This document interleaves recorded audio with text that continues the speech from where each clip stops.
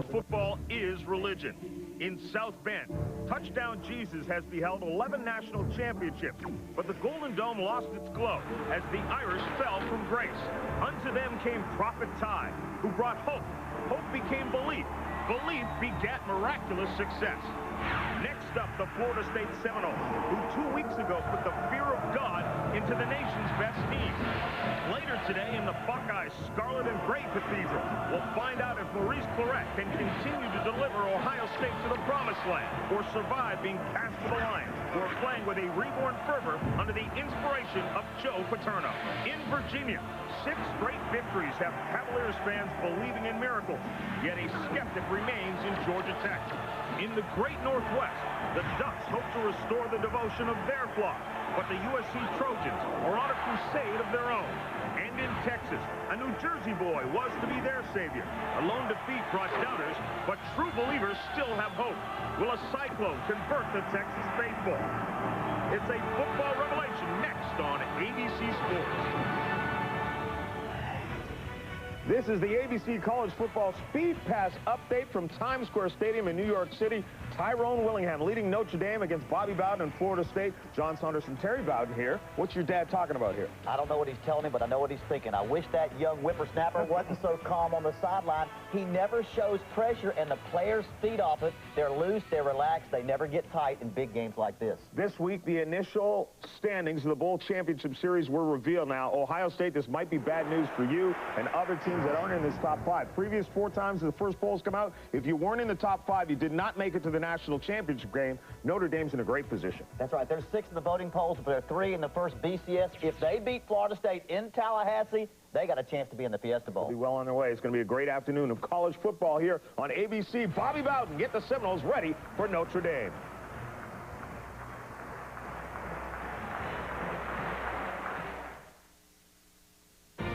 They've been serving people just like you and I for decades, before many of their competitors even moved here.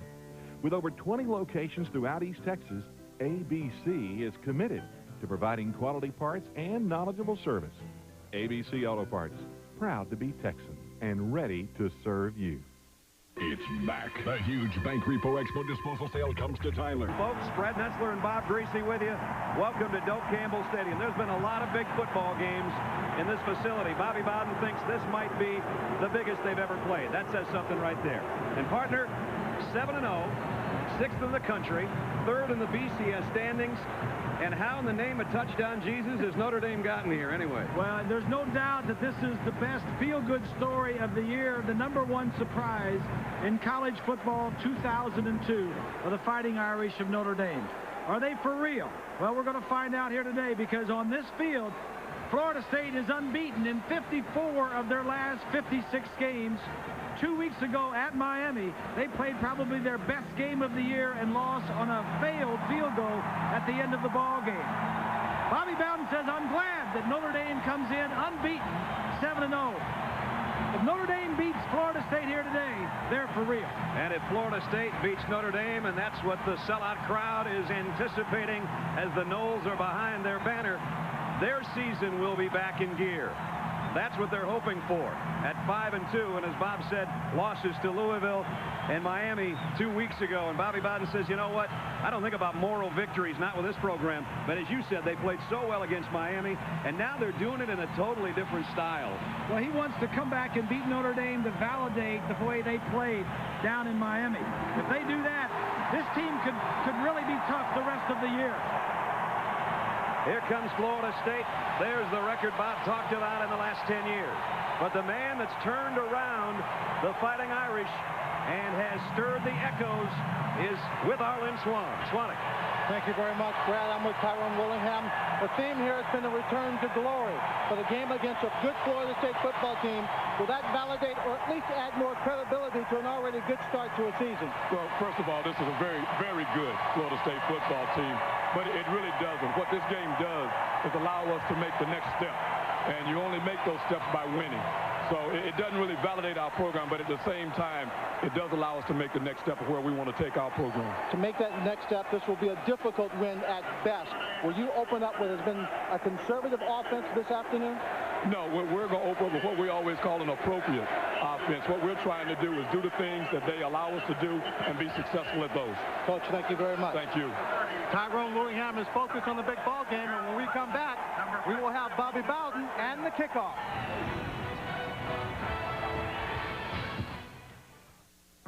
And Renegade about to make their statement.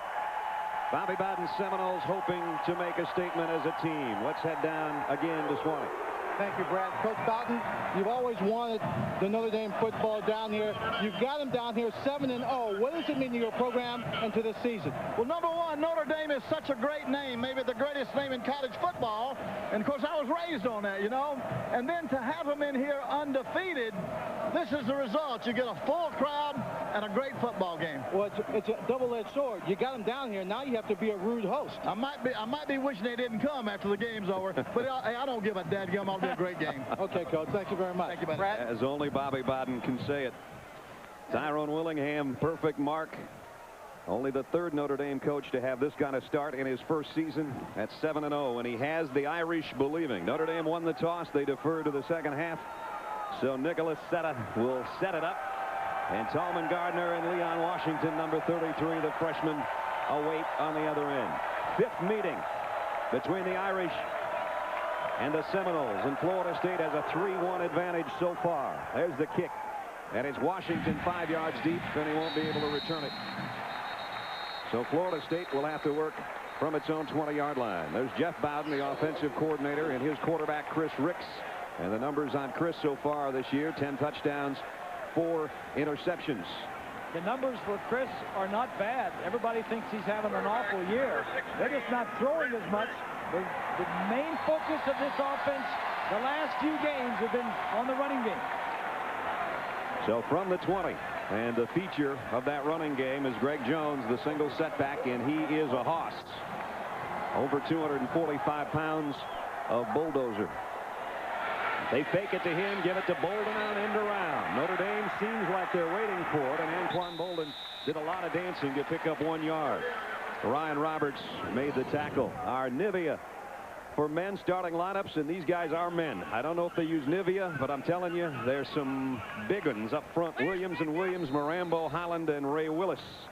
And they are a great offensive line. B.J. Dean is the fullback. Hughes, the tight end. Gardner and Bolden start at wide receiver, but there is the man of the hour and of the season so far for Florida State, the leading rusher in the ACC, on his way to a 1,000-yard season. He'll get the call on second down.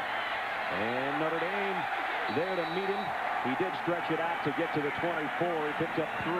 Shane Walton made first contact, and it'll bring up a 3rd down and 6 against a very tough Notre Dame defense. 3rd in the country in scoring defense. Buttenzak, Campbell, Hilliard, and Roberts are the front 4. The linebackers, Watson's a semifinalist for the Butkus Award, with Curry and Gouldsby in the secondary is a heck of a secondary. Duff and Walton on the corners. Sapp and Earl are the safeties. And it's 3rd down and 6. And those hawking cornerbacks probably getting ready for the first pass of the ball game from Chris Ricks. 3rd down along 5. Nope, they'll keep it on the ground. Jones knocked out at the 28-yard line, and Florida State will have to punt. Darrell Campbell and Ryan Roberts made the tackle.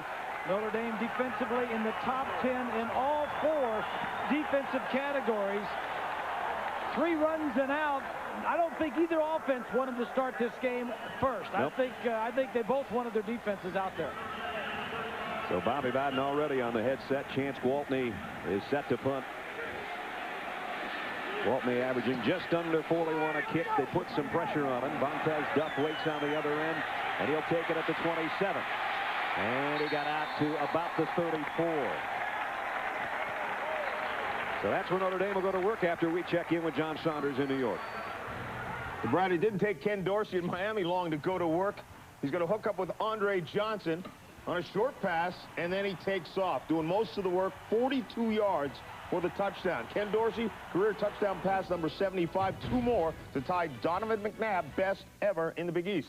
And Iowa has just scored to go on top of Michigan. They're kicking the extra point right now. It is good, 7-0.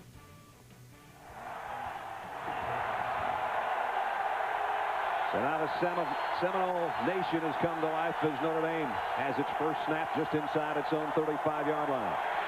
Holiday rolls, and he's throwing long, and he's got a man out there, and he got him on the run on his battle. Now it's a battle of the end zone. Touchdown, Notre Dame. Big play, Notre Dame. All week to plan and scheme. They get the quarterback outside the pocket, which gives him tons of time. And they play single coverage down there. They get their big play man. The top receiver is Arnaz Battle. Samuels is the coverage guy. Little stop and go.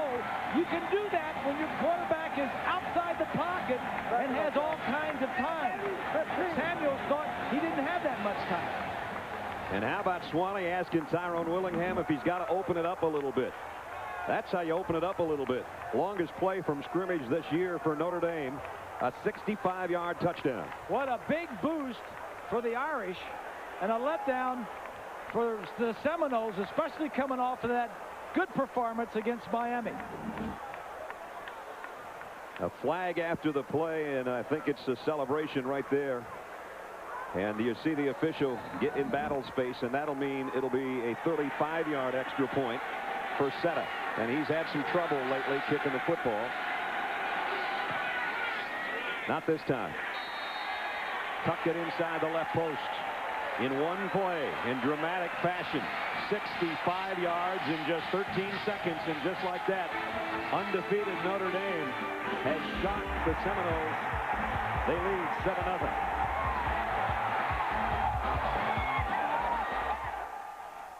Pass for Carlisle Holiday, a career-long catch for Arnaz Battle, and in one play it's 7-0. The Battle is the marked man because he's caught 18 balls the last 2 weeks for Notre Dame. In fact, all 8 completions last week went to Battle. Here's the kick. Leon Washington again. This is even deeper. 8 yards in the end zone, and he won't be able to bring it out. Let's take a look at the touchdown, Bob. Let's go back and take a look. Right there, he's going to catch it. Now, right here, Hall misses him. This free safety had a shot at it and missed the deep center where he should have been deep center and missed it. This is the guy that's been a marked player all year long, and he should be today, Arnaz Battle. He's their main big threat guy. And he ran away from Stanford Samuels. So now it's Florida State the second time from its own 20-yard line. Huge boost for the Irish and a big deflator for Florida State. Play action, Chris Ricks, first throw. Maybe. Flush from the pocket. Throws at the last second for his tight end. It's incomplete. Intended for Patrick Hughes. That's all he could find. Nice coverage by Notre Dame. Florida State. There you see the breakdown. 231 yards a game rushing, 206 passing. It's the first time in 15 years that they have averaged more on the ground than they have through the air. 1987, the last time Bobby Bowden's team favored the run more than the pass. He says, you know what, that's what I grew up with. I grew up in Alabama. You ran the ball. Then I went to West Virginia. We had to run the ball. We didn't have a quarterback. So it's nothing new for him, but it's certainly new for the fans. I'll tell you that much. Right. Jones. And here is the run. And he's got 5, almost 6.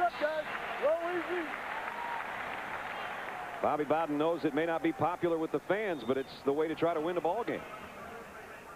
Well, that's what people expect now. Pro passing attack and run it every now and then, you know. And so now, so we've been doing that for years. I've been doing it, you know. But here we are now running the ball and running it well. And people are just not used to that. They want the ball thrown 40 times a game. And I'm wanting to win the ball game, and I'm wanting to do what? If it means don't throw it down to win it, that's what I'm going to do. Let's see what they do on 3rd down and 4. Here they come. Pre-blitzer. Ricks directs it to Bolden. Anquan Bolden, first down, Seminole. Big play. Big play for the confidence of Chris Ricks and this Florida State team that gets up and going. On 3rd and 4, he picks up 18.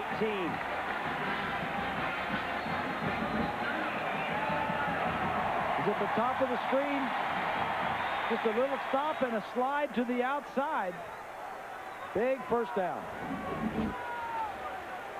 Bolden, the leading receiver, coming in. That's his 30th catch of the year now. And it picks up a first down out at the 45-yard line. Notre Dame shifting on their defensive front. Ricks pump fakes, pump and go. Laying it out for Bolden. He's got his man beaten. He's got it at the 15-yard line. Back to Bolden. First down, Florida State. Yeah. Now we got something going on early. Florida State says, hey, you're going to start opening it up early. Saw this in practice. A little out. These corners are very active. They want to jump on anything short. They're both good. Duff that time bit on the little out route and got beat deep. Two perfect passes now by Chris Ricks. And all of a sudden, Florida State's in the red zone.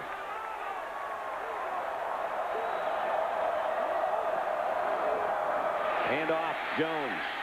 Just carrying Irish tacklers down to about the 6. See, the run game works a little better once you get some attention in the passing game. You say, all right, Notre Dame, you better worry about the pass. We moved the ball down, and now they've got in the back of their mind, hey, they may throw on first down. Only Stanford has scored a touchdown in the first half this season against Notre Dame. They've allowed only 7 offensive touchdowns all year long. And now the Noles have a second down in the yard at about the 6-yard line. 5 minutes into the game, 7-0 Notre Dame. Florida State looking to alter that. Jones trying to bang his way to the 5. I don't think he got there. He's going to be short of the first down, it appears. Well, you're not going to make a living running on this defensive front of Notre Dame. Everybody that they've played this year has tried it, and they have not run for at least half of the yardage that they normally do. Air Force, who was the leading rushing team in the country last week, only rushed for about 100 yards. Now the Noles load up their offensive line with some extra beef. Third down in the yard. From the 6, Ricks will do it himself. First down. Quarterback sneak. It's first and goal. And what a nice start for Chris Ricks. Exactly. Just thinking that myself. Bobby Bowden's got to be happy. 2 completions on this drive. Ricks is into the flow of this game. He's going to need him. He's going to need the running game, but you've got to throw to get the running game going. So the sophomore stands in the huddle. There's the red zone offense this year for the Noles. 23 touchdowns out of their 35 trips. They're looking for one here to try to tie it up. Again, 2 tight end sets, some movement. Let it go. And the extra lineman, Barron, I think might have come out of his stance. This one looks like it's going against Florida State. Our referee is Steve Pammon. It's a Big Ten officiating crew. Prior to the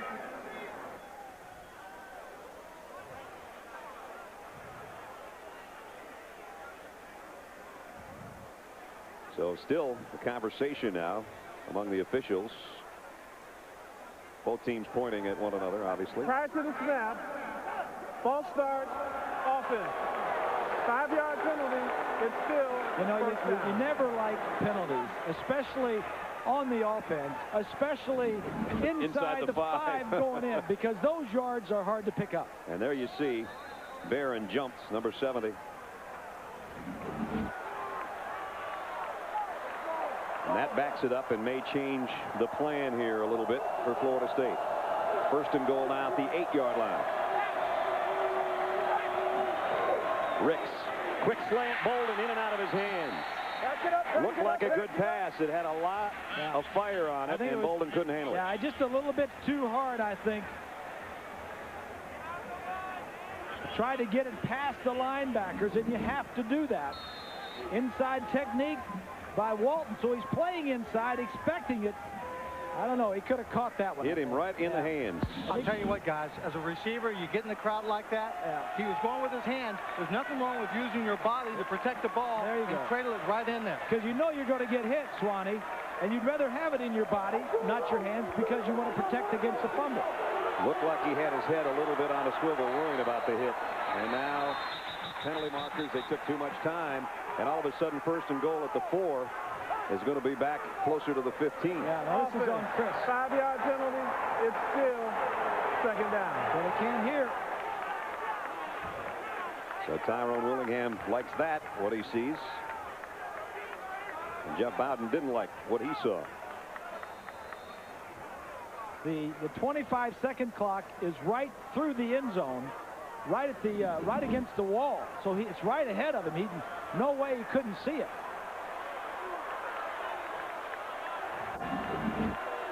So it's backed out to the 13-yard line. He's complaining something about the ball or something.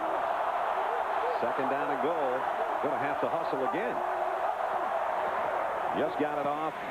Jones trying to cut back. Notre Dame is equal to the task there. Glenn Earl made the first hit from his secondary position. He's a big hitter from his safety spot. And it's third down. There's the clock right here. And he's going right into the clock. I mean, there's no doubt that you can see it. Unless you get too wrapped up in if they have a check with me down there, like I got a pass to the right or a run to the left, and I'm going to look at the defense, and then I'm going to check to you, and you forget to look at that clock. But you got to pay attention to how much time you got to snap the ball. Totally different package now. Third and goal at the 14.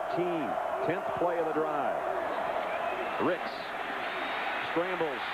He'll try to do it on his own. And he got back to about the 7. And that's going to bring the field goal unit. So what looked so promising after 2 passes to Anquan Bolden got it down to the 4-yard line, and now they have to settle for a 3-point attempt. That's just good defense. Notre Dame took advantage of the fact that the offense imploded when they got inside the 5. They backed themselves up. They had a bad play. I think everybody in the country knows the last time in competition that Xavier Bethia kicked a football, and that was at Miami, and he missed it the end of the game 2 weeks ago. He'll try from 24 to put his team on the board, and he got it right down the middle. So Notre Dame, their defense did well, but really Florida State did themselves in with a couple of penalties. Still, they got on the board.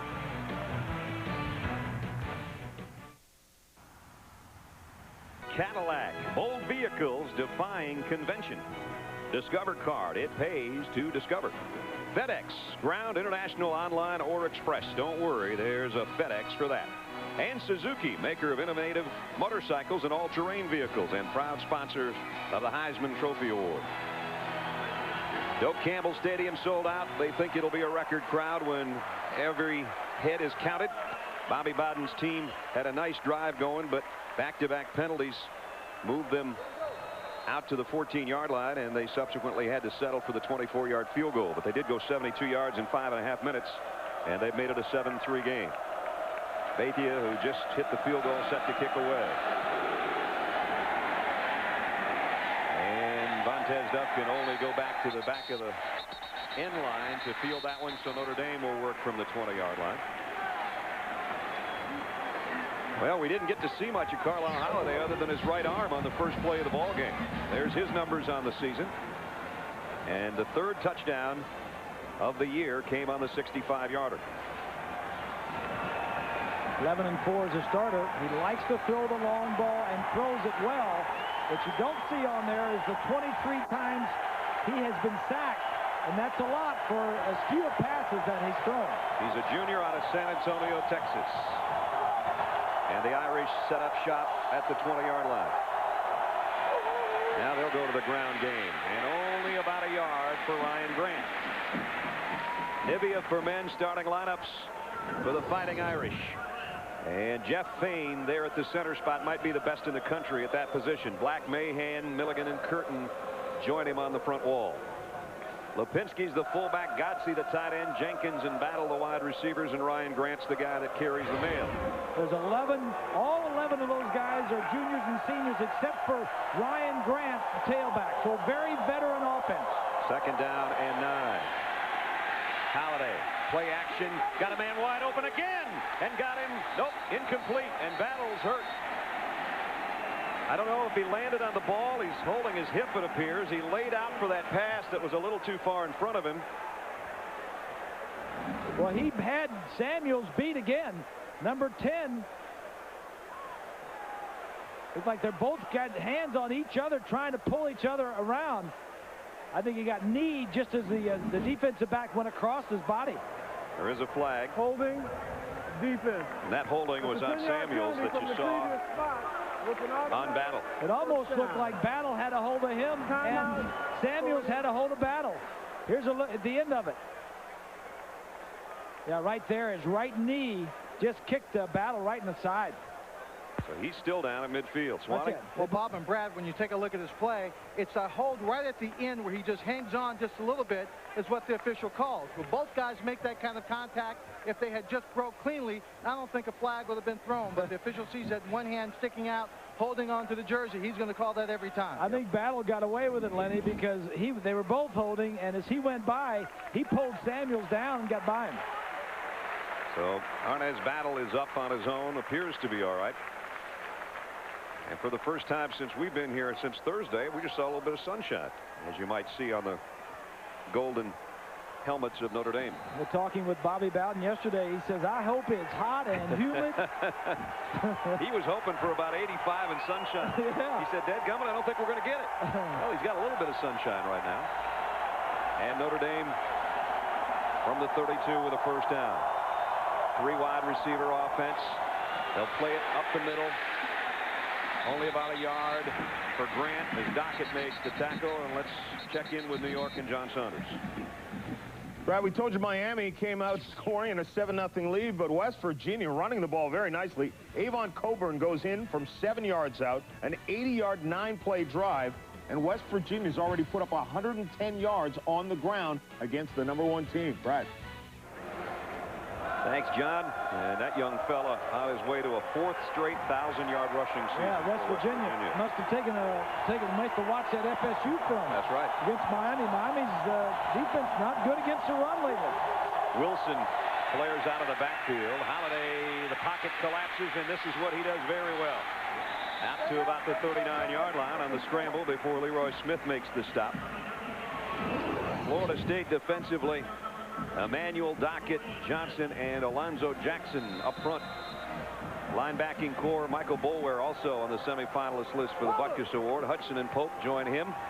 And in the secondary, Stanford Samuels has already been picked on today. Kyler Hall missed a play in the middle of the field. Carter and Rufus Brown round out the secondary. Alonzo Jackson's been made a captain for this game, and he said it's the biggest honor of his football career, and he lines up getting ready to tee off here on 3rd down and 3.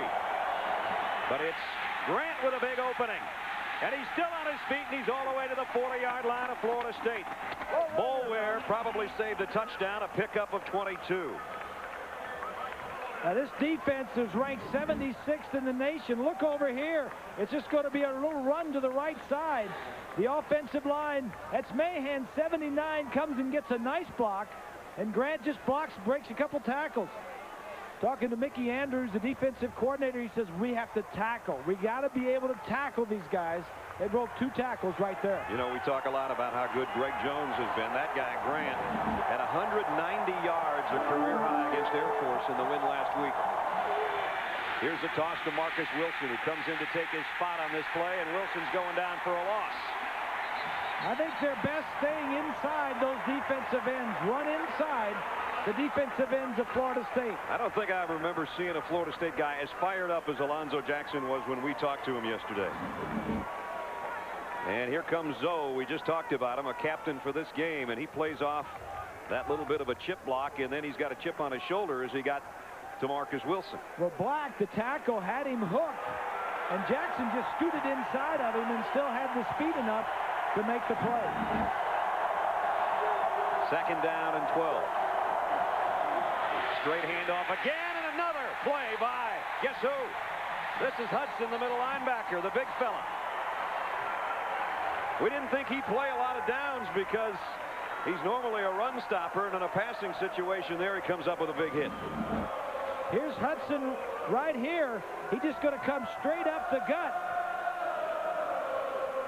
Florida State doing a little bit different defensively. They're blitzing their inside linebackers and slanting everybody to the outside. 3rd down and 15 now. All 3 wideouts are to the right of Holiday, who will work from the shotgun. Has to scramble. On the run. Finds a man. 1st down. Maurice Stovall, a freshman, on the receiving end. And the Irish move the sticks. A pickup of 24.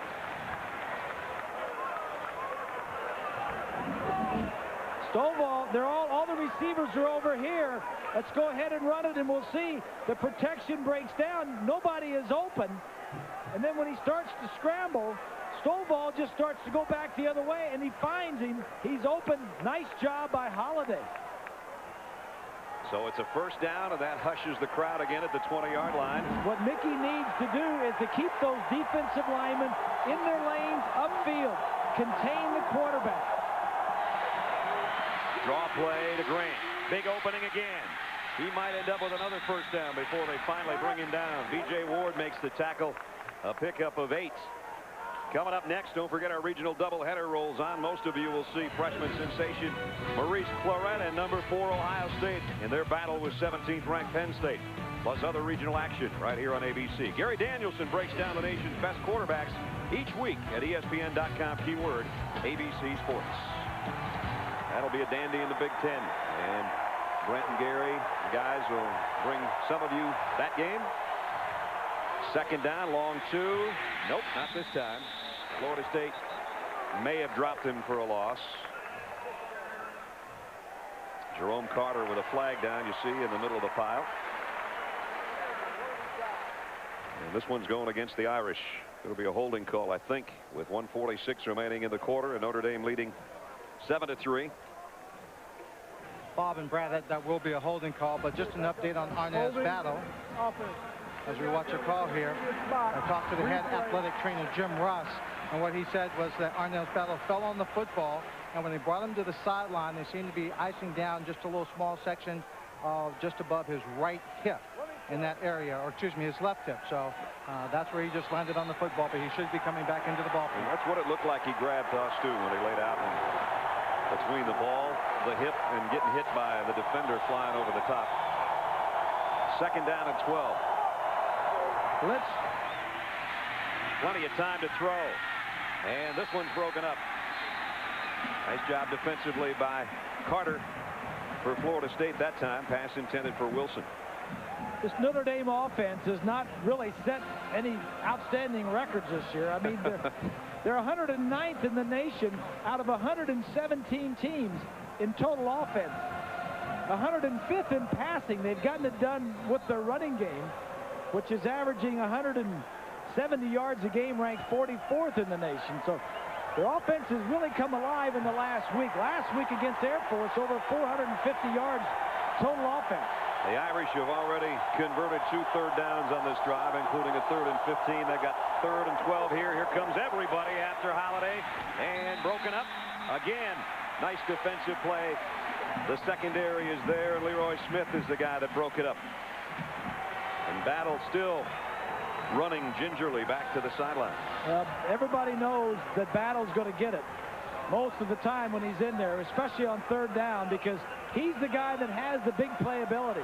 Nick Setta has been in a slump. He missed 2 last week. He has missed his first field goal attempt in each of the last 4 games. See how he does from 39 yards away. And this one's good. So you can throw all those stats out the window. It's 3 more for Ty Willingham and the Irish. 10-3 Notre Dame. In the crowd, they seem to get along pretty well, at least so far.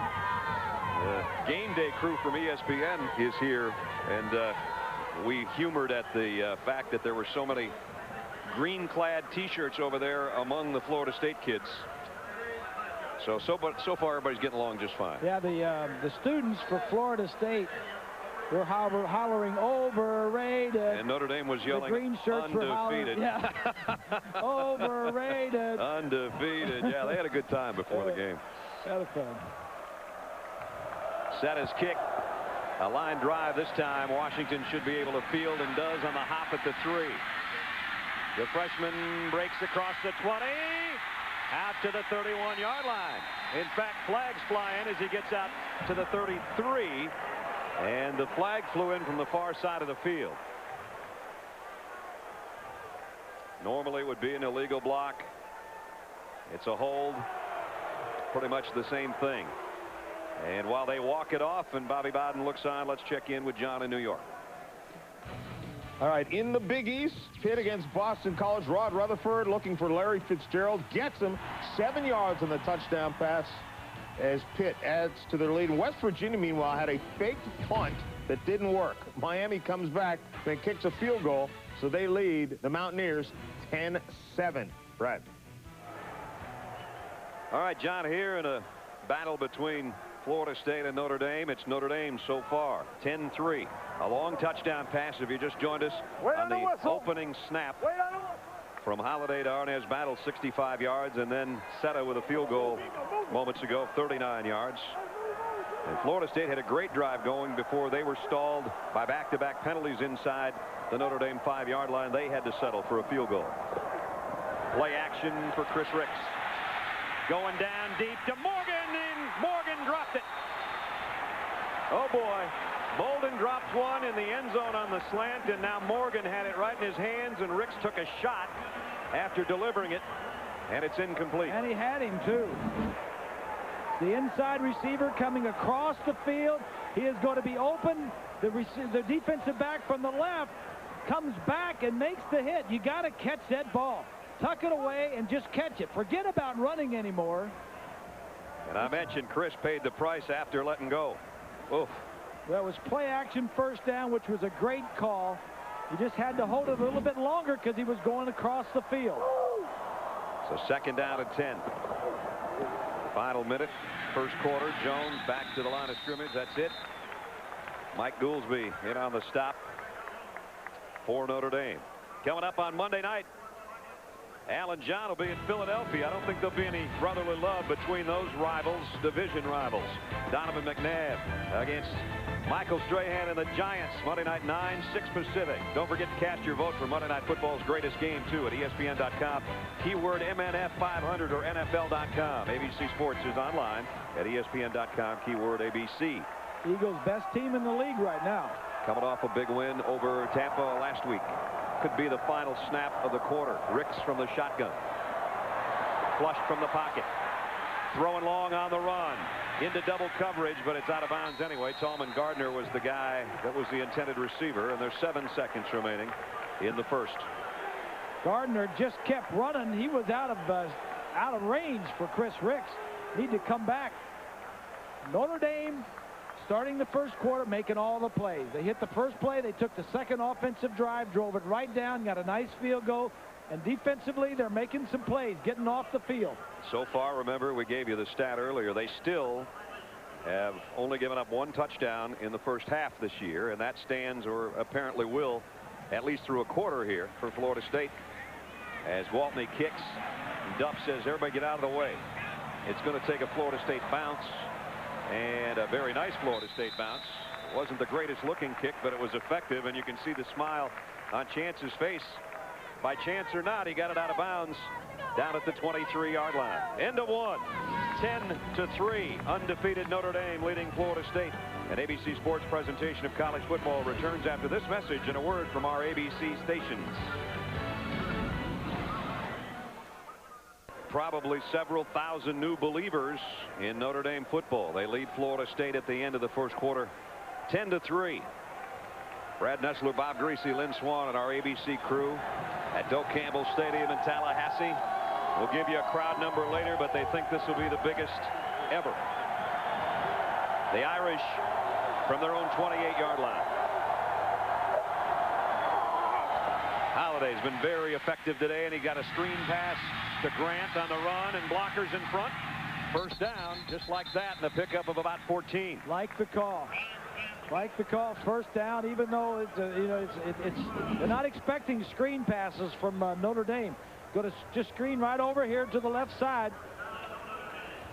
That's only the 5th pass that Grant's caught all year. Now look at the lineman he's got in front of him. He's got 3 linemen to do some damage. He sets the blocks up nicely. Good call. Arnaz Battle, despite that hip that he heard earlier, is in the lineup. Back to the ground and back to a loss of 2. Kevin Emanuel makes the hit on Grant. Bob and I touched on it earlier. Florida State's defense did so well against Miami's ground game a couple of weeks ago. And a lot of good numbers. Not many good numbers there. Notre Dame offensively there, it's 117 in Division I, as I mentioned earlier.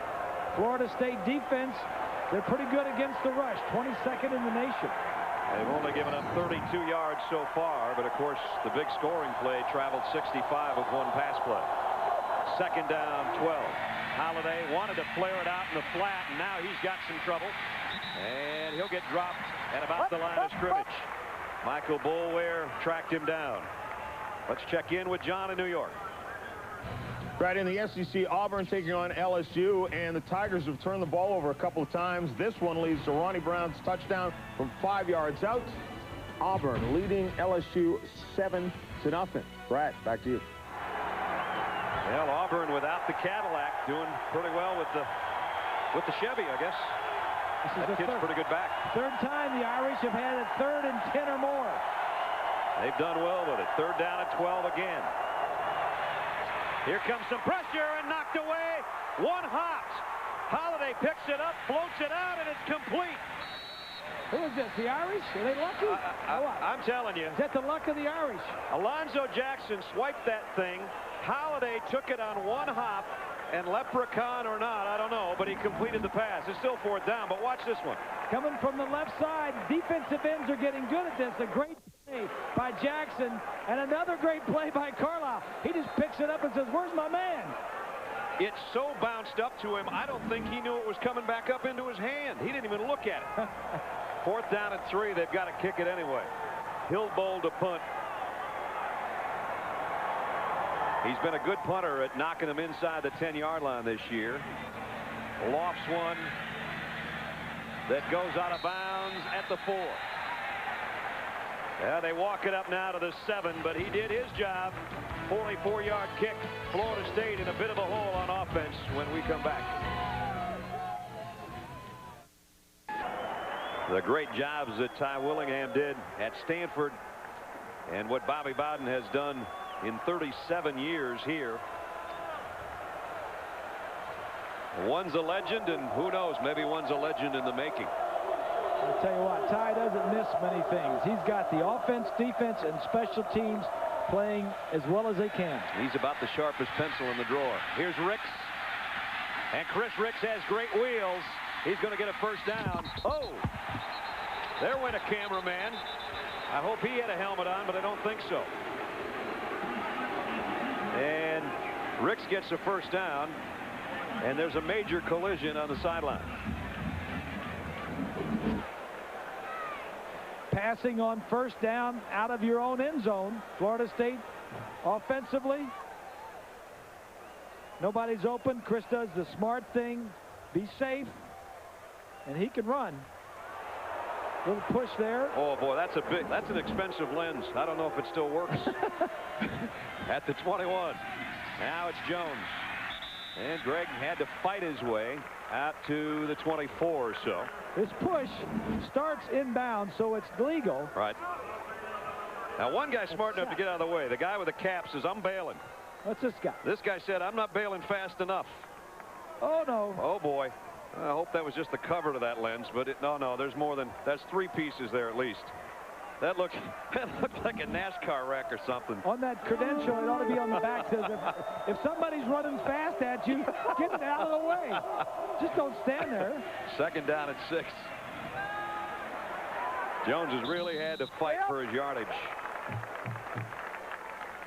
Greg only has 28 yards on 9 times carrying the football. Time for our Aflac trivia question. Who is the only first-team All-American running back in Florida State history? That's a good question. I'm getting a headache. Get these trivia questions. I'm hearing a lot of things about how you're getting the answers to those questions. I'm not. See, that camera's not fitting on that lens right now. Yeah, it doesn't work. That ain't good. He better get out his old little... Yeah, Instamatic. Yeah. Throwaway one. Throwaway. Third down and 3 from the gun. Quick slant, complete. First down, Robert Morgan held on to that one. So Morgan, who dropped one earlier, hangs on to a laser shot from Chris Ricks, and they'll move the sticks. Little slant, comes down, break to the inside. That's pitch and catch. The reason it was a little behind him was he had to throw it around a linebacker or one of the defensive backs that was lined up just behind the line of scrimmage. But first down, completion, good play.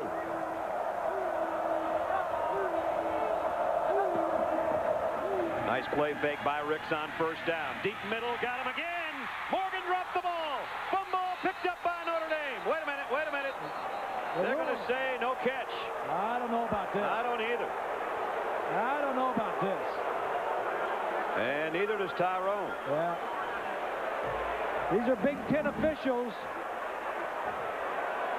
Take a look.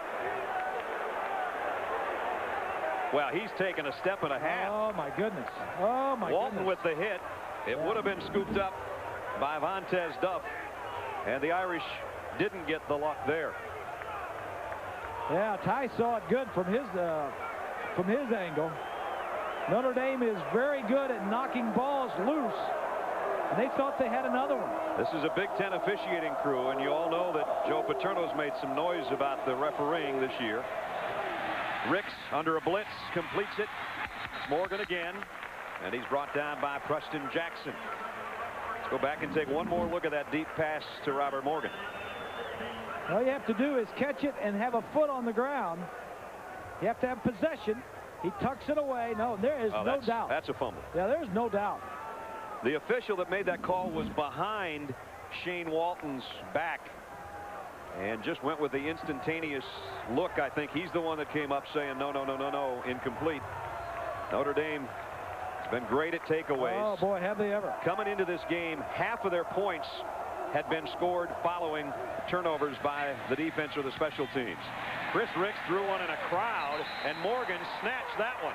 Now, that might make up for the one he dropped because it's first down. They make the tough plays, but you got to make the simple plays, too. And I think they're probably going to call for that first down gesture that Morgan just gave. An unsportsmanlike conduct penalty against Florida State. They called it the other way on Battle. You got to be consistent. I would suspect that the Big Ten officials are a little jumpy. For Bob and Brad, after the play watch Robert Morgan after he makes this catch. What he does is calculated and very deliberate. Not emotional. He stands right up, looks away, and slowly, and right in front of the official. Yeah. I don't know why they do that, Swanee, and they all know. They all know it happens every week. You know Bobby Bowden saying, Robert, where is your head at? You know why they do it is they see it on Sunday night. Well, that's true. And on Monday afternoon, Sunday afternoon and Monday night. First down and 10. It was a post-play penalty, so it's still a first down for Florida State, but they're really right back where they started from. Play action. Ricks. Here comes the pressure. Chris still pointing at his receivers. He drilled another one that Bolden could have conceivably caught, I think, and Bolden's upset. Glenn Earl is the guy that knocked it away. And the drop passes are starting to accumulate here a little bit. Well, the other thing that I like is that Florida State is throwing play action on first down. And they're getting receivers open. That time, the two corners for the Irish, who are very good, Duff and Walton, had both wide receivers covered. Jeff Bowden told us yesterday, play action on first down like the Florida State teams of yesteryear. You're going to see some of it. We have to because we know they're going to load up on Greg Jones. Second down at 10. 10-3 Notre Dame. Ricks again has to run. And he head-ons with Shane Walton. Chris Ricks is not a slider, I'll tell you that. There's no Lou Brock in him at all. He may have the Fosbury flop in him. He had one of those against Miami, almost broke his neck 2 weeks ago. Oh, boys, that's, yeah, Fosbury flop, yes, but he is no gymnast. The thing he can't do when he gets up in the air is tuck and land on his feet all the time. We talked about Chris Ricks.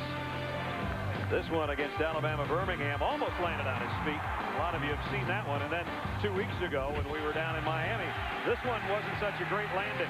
Sometimes takeoff's great, landing's kind of rocky. Little turbulence right there. Oh. Third down. Chris throws on the run, complete, first down. And Tallman Gardner, I'm pretty sure, won't indicate first down. He said, now he's saying, hey, was that a first down? Is that a first down, Montez? We talked with Tallman Gardner yesterday, and Bob said, you know, those corners back there, Shane Walton's got 6 interceptions, and Tallman looked at us and said, I got 6 touchdowns. He's their big play guy. Well, and the fastest player on the team. You look at the strength of Florida State on offense. It's that line and the wide receivers and those corners for Notre Dame. That's a strength for Notre Dame. So it's strength versus strength. First down, Florida State. Jones. They are really coming to play to meet that Florida State running game. And he got a yard, and that's it. Coming up next, our regional doubleheader rolls on. A lot of you will see Ohio State and Penn State. Other regional action right here on ABC. Iowa State playing Texas, trying to bounce back from the Oklahoma loss last week. Our internet poll question, should college football have instant replay? We could have used it already in this first half. Log on to ESPN.com. We'll give you the answer in the second game of our doubleheader later on this afternoon. So, second down and 9 and a blitz coming. Ricks, quick throw, and Morgan dropped another one. I'm getting tired of this. Well, you know what? I know Swanee's getting tired of it. The fans are getting tired of it. Well, Bob, you know, we talked to Bob and Brett Wheaton. We talked to Jeff Bowden, who's the offensive coordinator and the receivers coach. I asked him specifically, which one of your guys is going to step up to make the routine catch like this that just keeps drives going? He said Anquan Boldin's our guy, but he believes that the other guys are capable of stepping up. Today, all the receivers have really dropped passes they should have hung on to that would have resulted in touchdowns and keeping drives alive. And Chris Ricks has 7 incompletions. 5 of them were right on the hands of his receivers. 5 drop passes so far. And Ricks flushed out of the pocket again. Oh, man, did he take a hit as he tried to get to the first down? I don't think he got there, but it was a helmet-to-helmet job at the end of that run.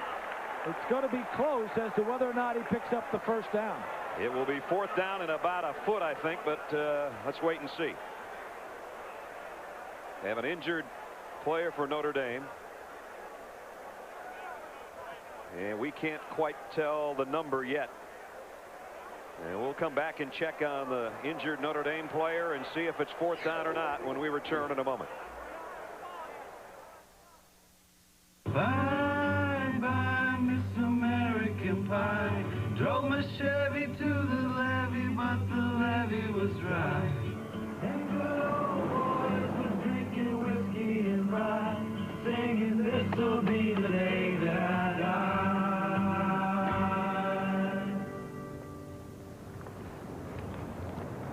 You're such a dork. What? I love that song. Until the very end. We'll be there.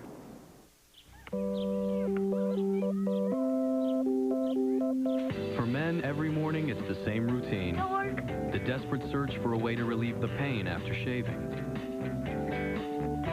There's a better way to soothe your skin. Nivea for Men Aftershave Balm is an advanced blend of moisturizers and vitamins that soothe and actually improve your skin. Nivea for Men. More evolved skincare. What is wrong with you? Taco Bell's grilled steak taco. Tender slices of steak marinated and grilled to perfection. For a taste so authentic, you may pull a grilled steak switch out. For authentic carne asada steak, think outside the bun.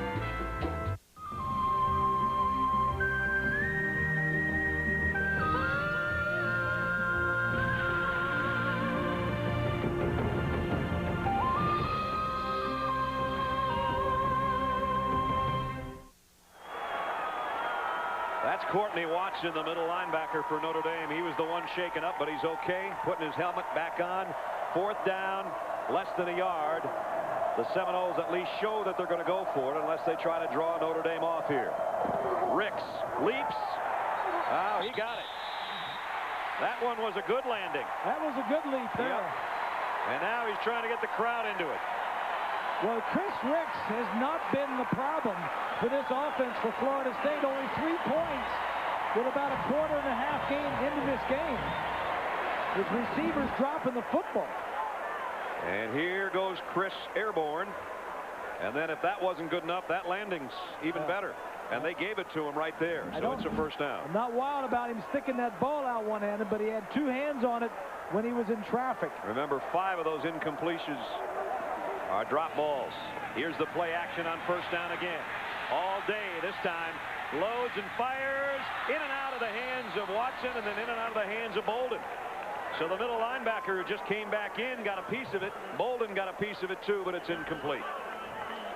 He just needs to be a little more patient. He had the time. The receivers were running a deep corner route on the left side over here. It just took him a little bit longer to run it. Play action on first down. You got great time. Stay, stay. Keep looking left. Stay. Now, you had it if he would have waited and looked back to the left. Pocket presence. When you got to look around and see, all right, have I got enough time? I'll stay here then. This is the 16th play of the drive upcoming. Ricks. Oh, almost intercepted by Glenn Earl. I think that one slipped a little bit. He was trying to throw to Anquan Bolden, incomplete. Our Pacific Life game summary. Sometimes negative things sum up a game. Bolden would have had a touchdown there. Morgan would have had a deep ball here. Morgan again. That one should have been a completion and a fumble. The officials ruled it incomplete. And then another one slips right through his hands. That's been the story of the passing game. As Bob said, hasn't been Chris Ricks' fault. 3rd down and 10. Wants to throw a slip screen to Bolden. Broken tackle. He might go. Anquan Bolden cuts back inside. He's all the way to the 2-yard line. 39 yards. Sometimes you just have to throw a short pass and let your playmakers make plays. There you go. You can't throw him downfield. Here he is right here. Just a little slip screen. Now look at the tacklers. One's here. He ran by 2 guys. They came up too quickly trying to make a tackle. Jerome Sapp came over to force him inside. And then they put the stop on him. Brandon Hoyt made the tackle. We talked about it earlier. Notre Dame hasn't given up anything except to Stanford as far as touchdowns in the first half to the opposition. Greg Jones trying to change that. His helmet came off en route as he got to the 1. Yeah, and now a little pushing and shoving after the fact. A tough time getting back to the line of scrimmage. That won't be a penalty because Greg Jones' hat's off because it got knocked off. Did he get it knocked off or did he get it pulled off? Yeah, let's take another look. We'll find out. Well, Bob, he got it knocked off is what happened here when he comes to the line. Right here. Helmet to helmet. No, then it's... Whoa, there came the face mask. You're right, guys. Good shot. Our guys in the truck. Not called, but a whole bunch of face masks. 2nd and goal, Florida State. Trying to tie the game up. Jones. No way. Back to the line of scrimmage. That's all. See, if you're going to go play action, 1st or 2nd down are the best times to do it. Now what are you going to do? Now, 3rd down is the best time to run it. The play calling, you got to stay one step ahead of the defense. If it's on 1st down and 3-yard line to go ahead and play action and throw the ball into the end zone. Remember, this defense is the number 6 team in the country against the rush, and I think Greg Jones knows that already. 3rd down and goal, Florida State. Trailing 10-3. And it's the fullback, Torrance Washington, touchdown. We didn't even know if he'd play today. That's only the 14th time he's carried it this year. None bigger than that. How many plays was that? About 18, wasn't it? 20. 20. Boy, they started at their own 7, and they went 93 yards. Xavier Beitia for the point after, and we have a tie football game. That was like a picnic. You had to take a lunch. 20 plays from the 7. When you got 10 runs and 10 passes, you got to pack a lunch. Bolden's the guy that got him close. On the screen, the slip screen that took him down close.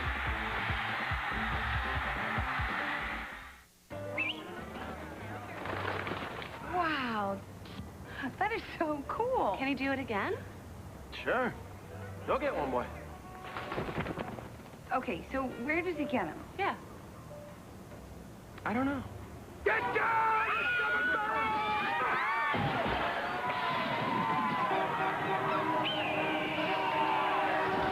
With a great taste that won't fill you up and never let you down. Ooh, that's a first. Make it a Bud Light. Get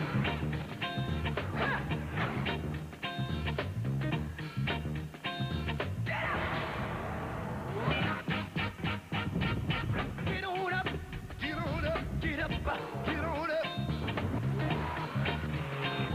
You got to have the feeling.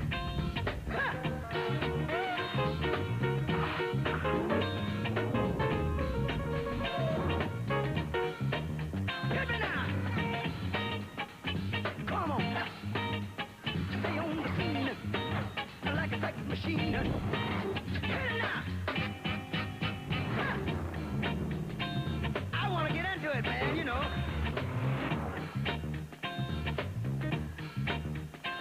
Right on, right on. Right on.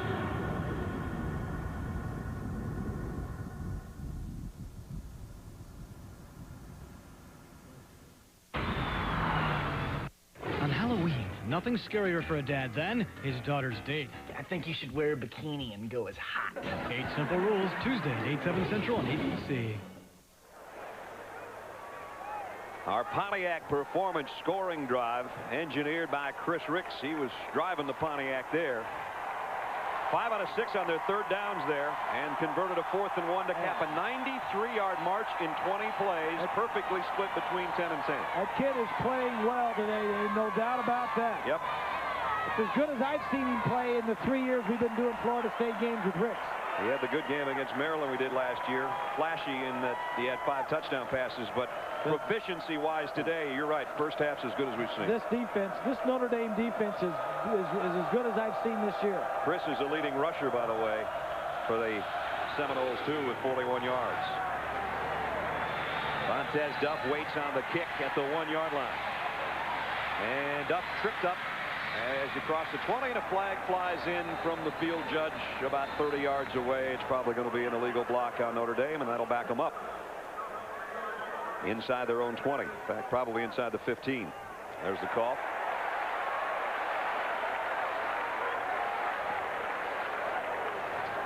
So the Irish will start inside their own 15-yard line while we tell you ABC Sports presentation of college football, brought to you by Pontiac, fuel for the soul. Bud Light, for the great taste that won't fill you up and never let you down. Make it a Bud Light. Aflac, ask about it at work. And Valvoline's Max Life, the first motor oil formulated for higher mileage engines. The capital city of Florida, with the Seminoles and the Irish knotted at 10. Number 6 against number 13 in the country. And Tyrone Willingham's team undefeated at 7-0 coming in. But that penalty has backed them up to their own 13-yard line. That's where they'll work. McNair and Wilson combined for the I backfield behind Holiday. Little quick opening draw to Wilson, and that's not going anywhere. Jeff Womble's on the bottom of that pile. He's a 300-pounder. B.J. Ward's taking credit for the tackle, but it was Womble that broke it up. And there's a flag on the play. Personal foul. Illegal helmet contact on the defense. 15-yard penalty. Wow. With an automatic first down. So, big penalty. Mickey Andrews doesn't like the call. B.J. Ward is the guy that ended up at the end of the play. Number 24 is B.J. Ward. Right there. Oh. Well, you know, he was still up, but the whistle must have blown. Apparently. Yeah. And we couldn't hear that. I don't think that's a helmet either. That's a right shoulder, if you ask me. But the whistle must have blown. Yeah.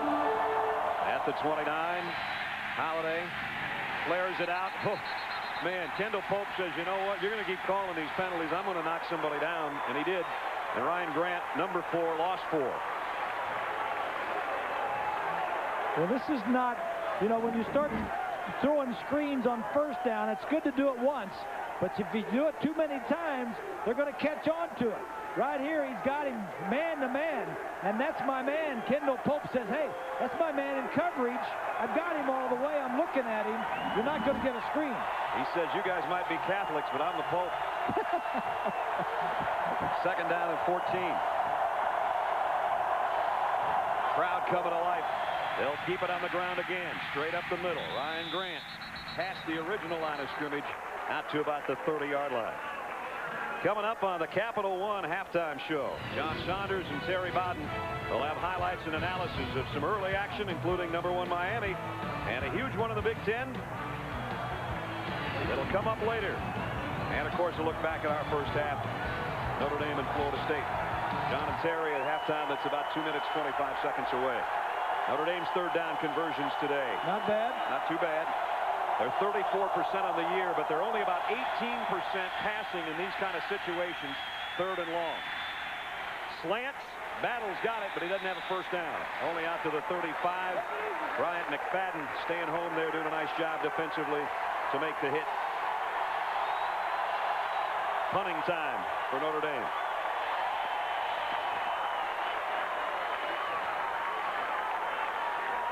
Joey Hilbold, who's punt earlier in this quarter, dropped down at about the 7-yard line, a 44-yarder.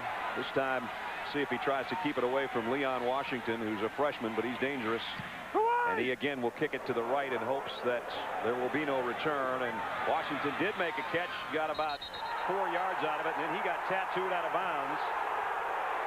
No penalties on the play. 46-yard kick, 5-yard nifty return. 10-10. 1:32 left in the half.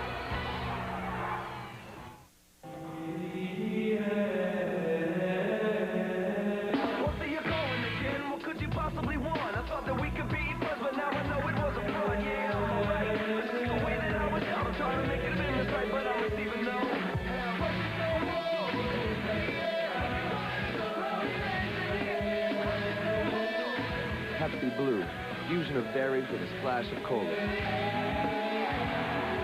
Pepsi Blue, it's a blue thing. Now this here, that's the drain plug. It lets the oil drain out into the pan. Remember, she's got a lot of mileage on her, but one day, she'll be all yours. Help keep the family car in the family with Valvoline's Max Life. Max Life, the first motor oil specially formulated to recondition used seals to help prevent leaks, helping your higher mileage engine run for a long, long time. After our naps, we'll flush the radiator.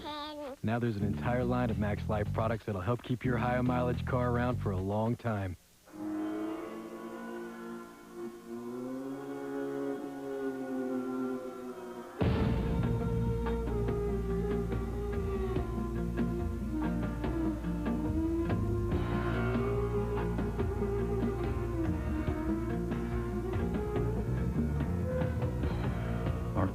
Is in South Bend, Indiana, but our classroom is the world.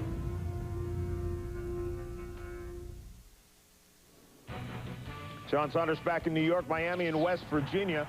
West Virginia done a nice job moving the football, running it, but it's Miami who comes back. Willis McGahee from a yard out, now 17-7. Brad. John here tied at 10, and Florida State with a full complement of timeouts. So the minute 32 to work. Field position for them all day long has not been good. Always around the 20 or inside. It's the 23 here, and with 4 wideouts, Chris Ricks will step into the shotgun. Willie Reed will be the only running back flanking Chris in the gun on first down. And he's going to get the handoff, and he's going down as soon as he gets it. Buddensack, the defensive end, makes the hit. Our Aflac trivia question we asked you earlier, who's the only first-team All-American running back in Florida State history? Swanee, you say I never give you a chance. Go ahead. Well, my thinking is that it was Warwick Dunn when he played here. I'm not quite certain, but I thought his performance was outstanding for Florida State. Bob? I think Warwick Dunn's too obvious. What's that fullback that was here? You know, I think Warwick Dunn did it twice. That's my guess, in 98 and 99. What's the answer? I think they've never had any. Greg Allen. See, these are tricks. 81 to 84. They're always tricking us. Always tricking us. They don't give us the answers, obviously. After 8 weeks, I still have the lead. Oh, that's cold. It's close, though. That's cold. Look at that. I'm going to try and make a move next week.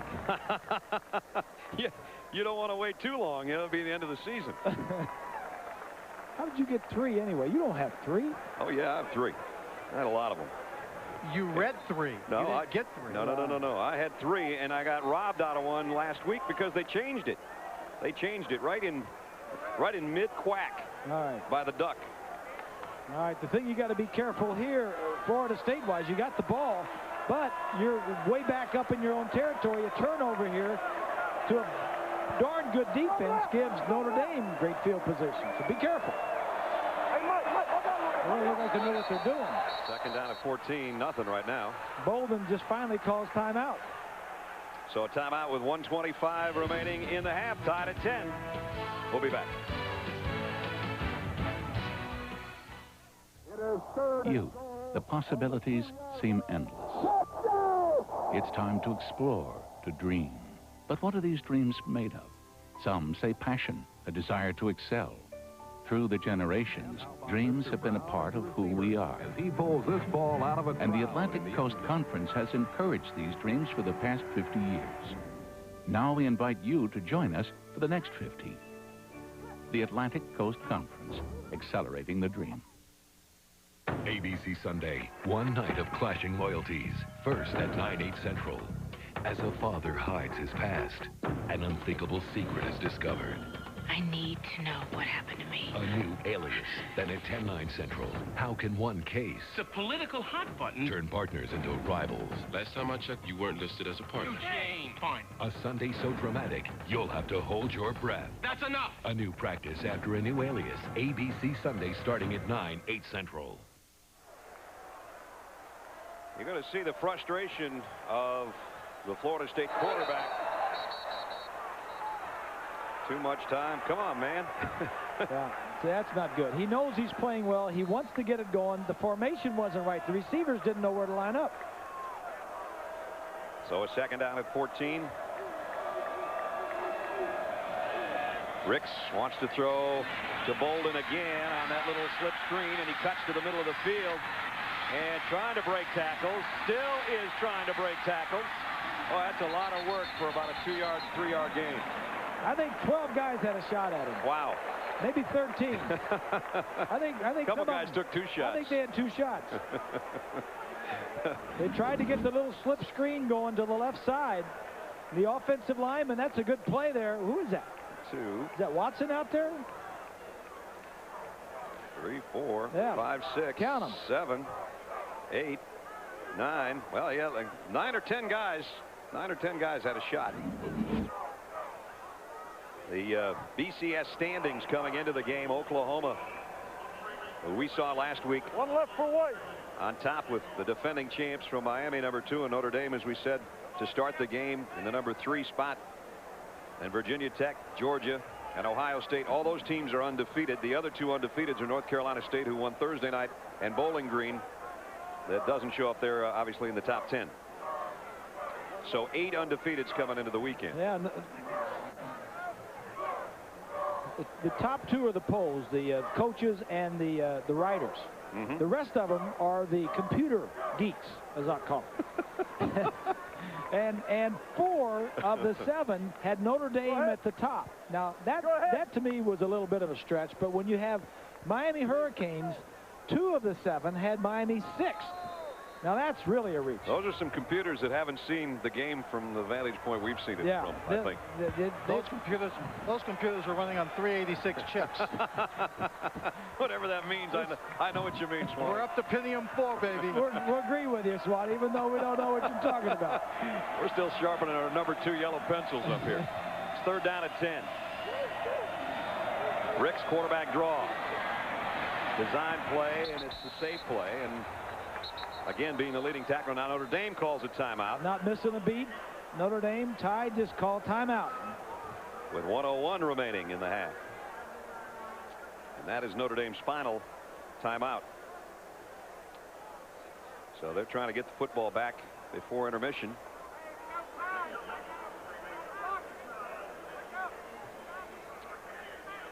And try to force a punting situation by Florida State.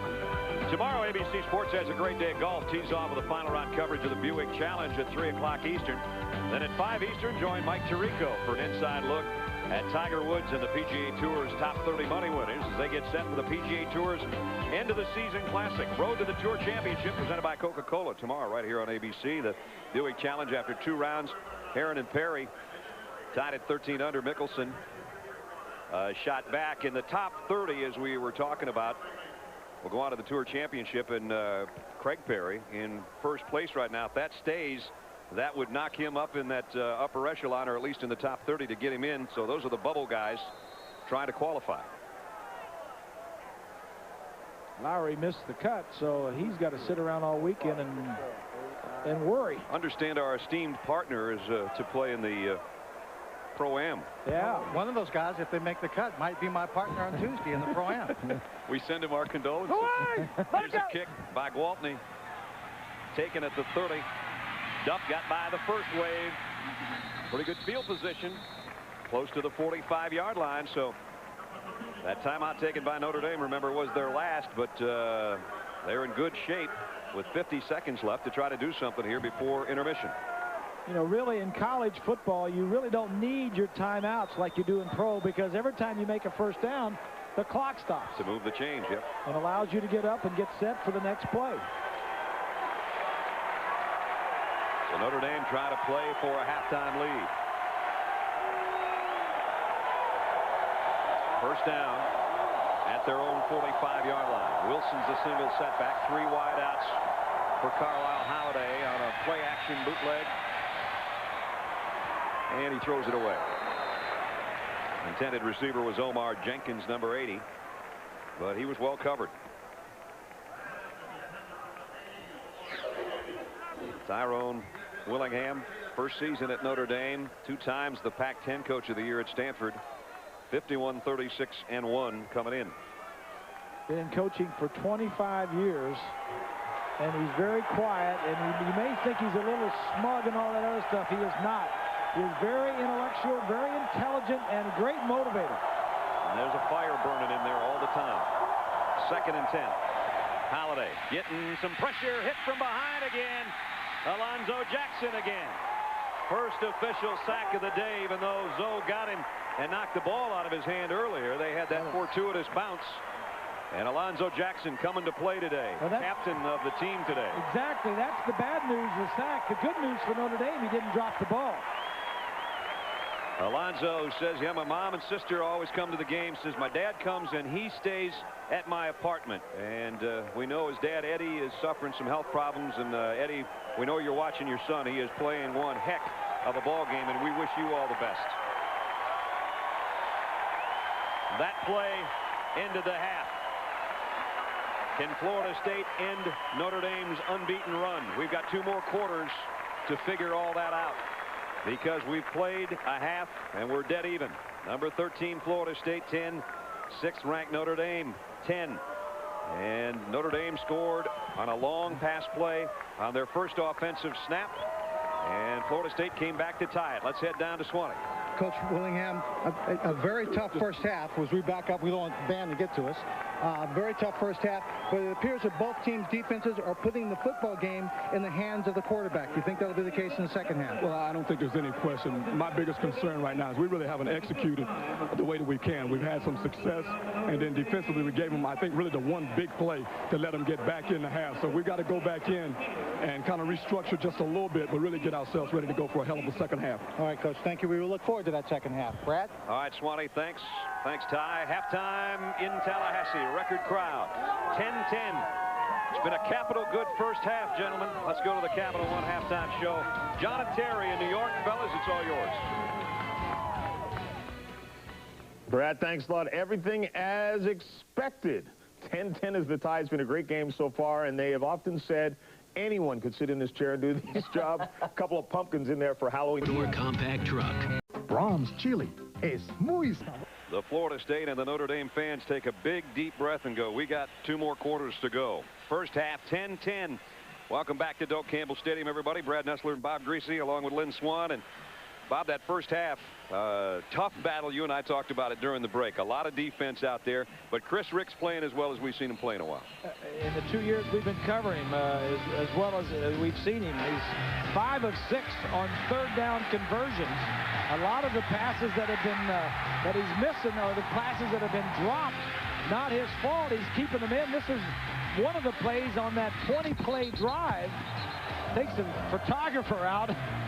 But he's the guy that's making the offense go. Now, this is not easy. This is one of the best defenses in the nation in Notre Dame. I think I'm liking them to Oklahoma. I think Oklahoma's got the best. I think Notre Dame is right there with them. Well, both coaches know now that the second half lies ahead, and as Bobby Bowden, told Swanee going in, and Ty Willingham told Swanee rather going in, we're going to get ready for a hell of a second half, and that's what we're going to have, I think. Well, it shapes up that way, and I think I'm looking forward to it. I know that. All right, let's go down. Swanee's with Bobby Bowden right now, I think. Well, Brad, Bobby Bowden came out and he agreed the hip ball is in the hands of the quarterback to win this football game. He said they will try and run the ball a little bit more. So the problem for them running the football is that the Notre Dame defensive line is playing along the line of scrimmage. So he says he's going to have to attack them a bit more. And in the second half, he wants to try and force the run a bit to open up the passing game. Well, I don't know if he had a hotline to his kid, but Terry said that at halftime. I'd like to see him run the ball a little bit more. So like daddy, like son, I guess. And here we go to start the second half. Montez Duff about 2 yards deep in the end zone, bringing out the kick and out to the 21-yard line. And that's where Notre Dame will start offensively. Our Pacific Life game summary. Statistically, in the first half, not a lot there. This is defensive stats. You see that time of possession down on the bottom. Big advantage. That's because of a 93-yard drive by Florida State for their touchdown.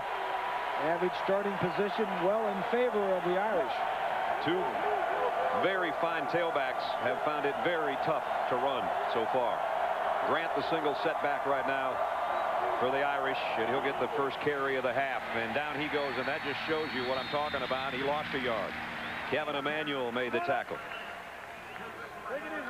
Notre Dame had it 5 times in the first half and did well the first 2 times, and then had to punt the last 3. The first drive, the first play, a long pass from Holiday to Battle. You take that one away, and that offense doesn't look like much in the first half. Holiday 6 of 9, 114 yards in that 1 touchdown and 1 sack for the quarterback. Grant's trying to get his headgear snapped. I hope he's not involved in the play. He is. I don't know if he ever got that chin strap on, but he got the completion from Holiday, good for 5. Well, the other way to look at it is if he's snapping it, he must be involved in the play. He was trying desperately to get that baby snapped up before the snap of the football. And then had to run out in the flat, wait for the pass, and hope he didn't get his head knocked off. Well, the big thing is it picks up a first down. Oh, he almost did lose it, didn't he? Yeah.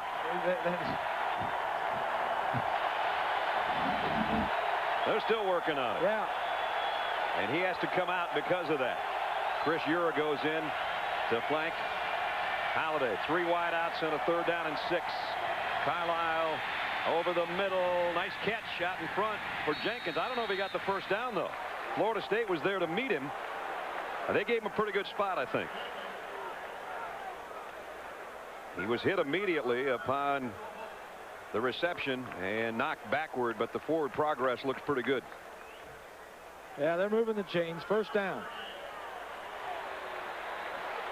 Leaders in the first half for Notre Dame. Not much error. Grant, as you said last week, 190 yards at Air Force, only 35 yards in the first half. And remember, Battle of his 71 yards, 65 came on 1 play. Likewise for Holiday's passing statistics.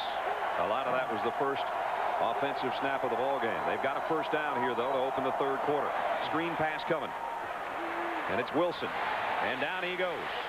Michael Boulware has had a fine game. He's one of the fastest linebackers in the country, and he showed it today. Boulware, I think this is Boulware here. He's just going to read it and get after it. A couple of times they've thrown this screen pass. Florida State has been in man coverage, and like I say, when a linebacker has his eyes on the back you're screening to, you're probably not going to be successful. Brother Peter, of course, was a great player here as a defensive end now with the Ravens. Boulware's got 3 tackles today. The last one forces a 2nd and 10. Here comes Grant. Looked like he was going to pop through there, but Rufus Brown with a nice open field tackle. Hudson helped him out. Rufus, good tackle, only 5'7" and 180 pounds. but a good, sure tackle. Hudson helped him, and he's about as big a middle linebacker as you'll find. He's about 270. So it's third down again. Third down and 6. As we said, Notre Dame really does well on third and short. They struggle somewhat on third and long. And they'll work from the shotgun. 3 wide receivers for Holiday from the 35. Waits, delivers it to Battle. I don't know. I guess he's got a first down. He had to hit the deck to make the catch, and it looks like it's right at the marker. It all depends where the linesman put his foot. This one looks about a foot short to me, but nope. Oh, the official's not even going to measure. Wow. Now, you can see at home the marker, and you can see where the football is, and you can see why I thought maybe they were short. And there's not even going to be a memeasurement, apparently. I don't and now the crowd is doing, I guess, has that perplexed look on its face that I have. I'm sorry. And Ty says, I think these officials are struggling. I'm just going to be honest. Yeah, you know, there's been several questionable calls, and maybe they had something. Ty's been wondering earlier in the game, but he ain't wondering on that one. He just, okay, I'll take it. That's right. Here's a long ball on first down. Leaping catch, out of bounds. I don't know if he got his feet back in bounds. McKnight is out of bounds. Stanford Samuels was with him. Samuels is the guy that got beat earlier in the game. McKnight, a true freshman, sees the ball all the way, and clearly both feet are out of bounds. You only have to get one inbounds, but he didn't have any. He didn't get close to that. Field judge was right on top of that one.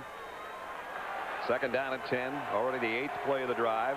They passed it 5 times already here to open the third quarter. They show a passing set again from the gun. Holiday throws on the run. Jenkins the intended receiver. And B.J. Ward is there with him. A little bit of incidental contact, but the ball well out in front anyway. Incomplete, and it brings up third down. Don't forget, coming up next, regional doubleheader rolls on. Most of you will see Maurice Corrett and Ohio State, the number 4 team in the country, still undefeated against Zach Mills and 17th ranked Penn State, plus other regional action right here on ABC. I see a lot of Larry Johnson, too. Everybody's seen a lot of Larry. Yeah, I like him. Boy, you said a long time ago that kid might end up being a number 1 back drafted next year, and I'm starting to believe you. Third down and 10. They've converted 2 third downs already. Here's a slip screen. Jenkins, and kaboom. Brian McFadden, who's been in there in nickel situations, has made a couple nice plays today. Yeah, they're ready for this. They're ready for this slip screen. They ain't going to get this done. Watch these 2 guys right here. He's just going to come down to the inside. There ain't no way they're running these slip screens on Florida State here today. So Joey Hillbold in to punt. And Leon Washington waiting on the other end. This one he does have to kick down the middle, and he hit it a mile, but Washington's going to have a chance. Dropped it at the 6. Scooped it up. Dropped it again. Loose ball. Florida State trying to cover it. I don't know. Notre Dame has been good all year in the turnover margin. Officials trying to see the bottom of a huge pile. We have no indication yet. It's going to be Florida State ball. Pat Watkins got on top of it. One freshman dropped it, and luckily for Florida State, another true freshman found a way to scoop it off the bottom of the pile.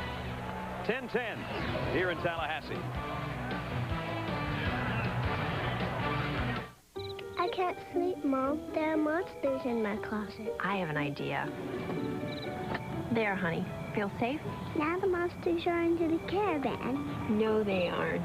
I'll show you. Dodge Caravan. A feeling of security no matter what lies ahead. Told you so. Sure. Let's hide under the minivan. Great idea. See Monsters, Inc. now on DVD and in the Dodge Caravan.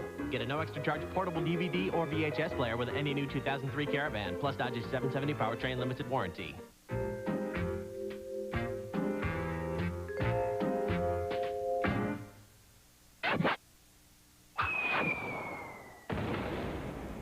Thrifty.com. Great cars, great rates, 24/7. Jim!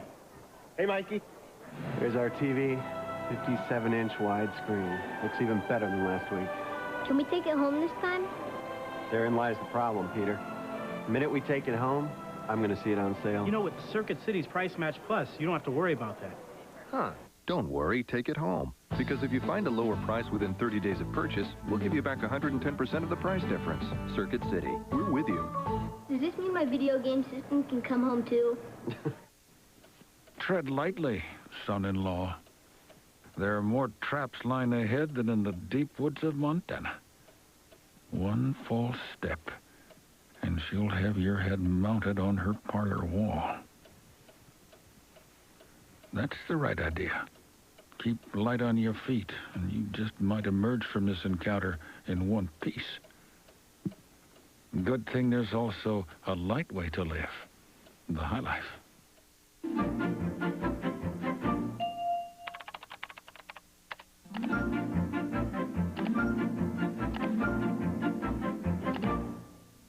Thrifty.com. Great cars, great rates, 24/7. There's something in the attic. It's waiting to strike. It's Jim. Or is it? All new ABC Tuesday. There's our partner.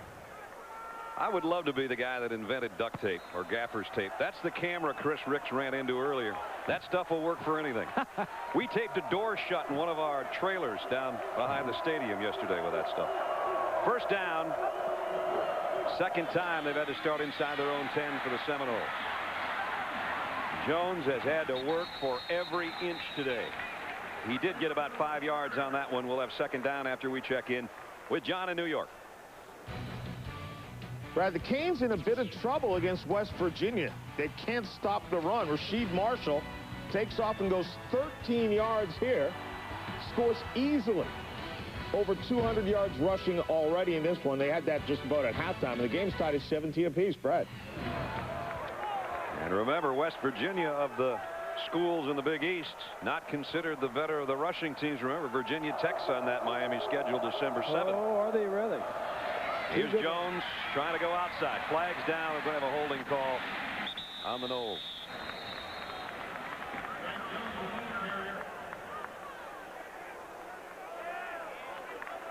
Might have been Ray Willis, the left tackle. Kyle Budenczak, the defensive end. Those two were all tangled up. That's going to back it up inside the 10 again. Florida State in the first half, 3 and out to punt to open. Had the ball 5 times. Look at this one here. They started on their own 7 and took it 20 plays, 93 yards for a touchdown. You're not going to find many 20-play drives. Good football game. Good defense. Got some good, tough offense going. The only touchdown Notre Dame has scored was the first play of the game on a long pass. It's a record crowd. Talked to Dave Hart, the athletic director, before the game. I said, Dave, what are we going to have? He said 84 plus, and it's 84,106, the largest crowd in Doak Campbell Stadium history to see the number 6 Fighting Irish undefeated and the 5-2 13th ranked Seminoles of Florida State. Now they got some rivalries here. When Florida comes up, that's a pretty good ball game. You bet. Get the Hurricanes when they come up, that's a pretty big ball game. Notre Dame got about 6,000 tickets, but there was probably 3 times that many Notre Dame fans in town the last couple days trying to find a way to get a ticket into this place. Second down 11. Ricks from his own end zone. Don't want to get a holding call there, and now Chris does what he can, and he's run out of bounds back at the line of scrimmage. Bob and Brad talking about the Notre Dame fans. Just before the game, I was having a conversation with Tyrone Willingham, watching all the green shirts kind of come in, and he said the reality is when he goes on the road, unlike when he was a head coach at Stanford or anywhere else, he never feels like he's at an away game because the Notre Dame fans come out and support their team, and it's one of the unique situations in all of college football. It sure is. Those green T-shirts, they have sold a lot of them this year. There's some green shirts on the 50-yard line. How'd they get those seats? That's some big money tickets. Yeah. Maddox, first carry. Nick goes down at about the 14, maybe the 15-yard line. Justin Tuck made the tackle.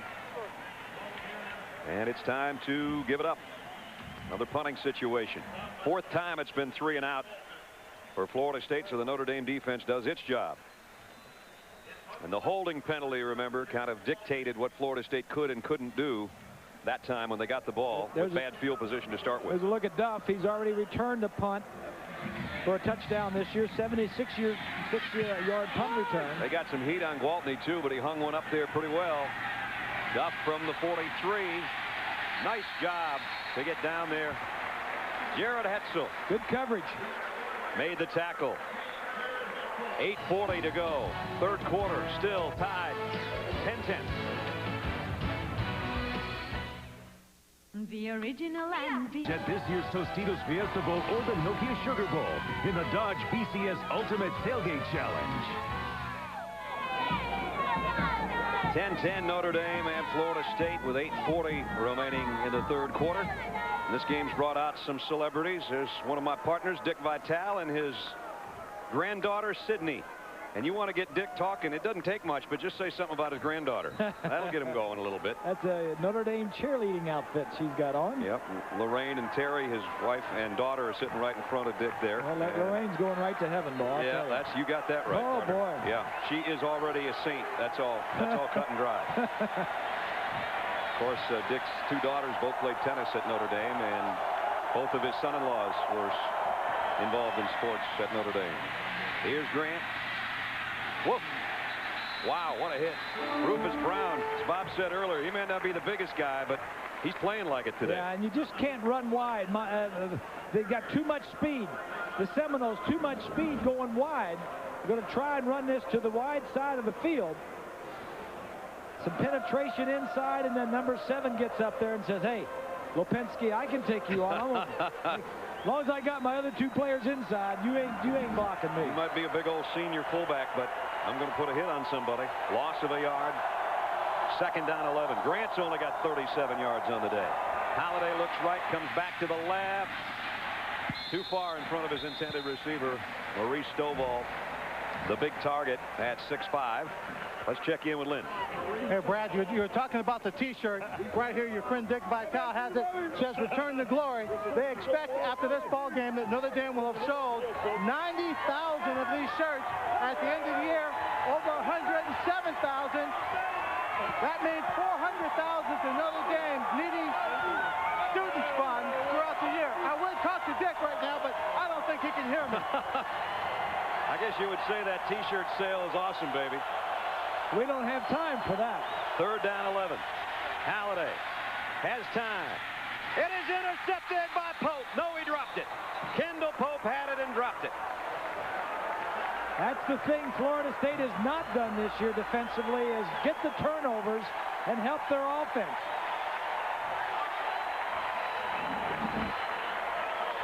Take a look from behind the defense.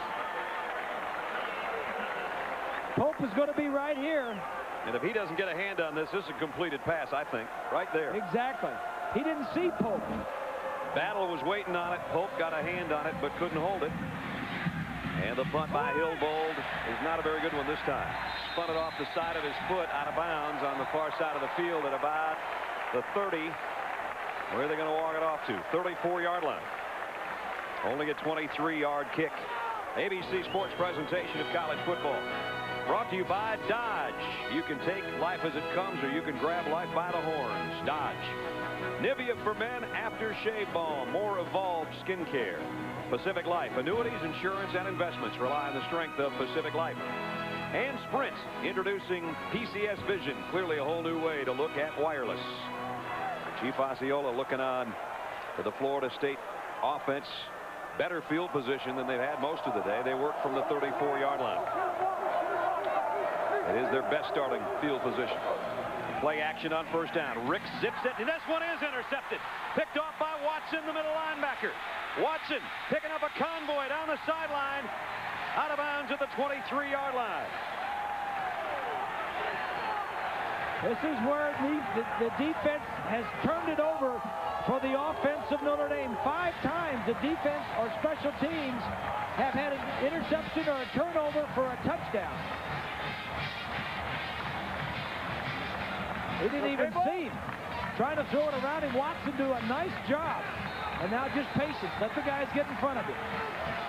Got good blocking. Returned at 21 yards to the 23-yard line. First mistake Chris Ricks has made today. Now Notre Dame with a golden opportunity. Grant got an opening. Again, it's closing in a hurry. Boy, that defense of Mickey Andrews today is running around. They're playing well. And you're right. Chris Ricks' first mistake he made today.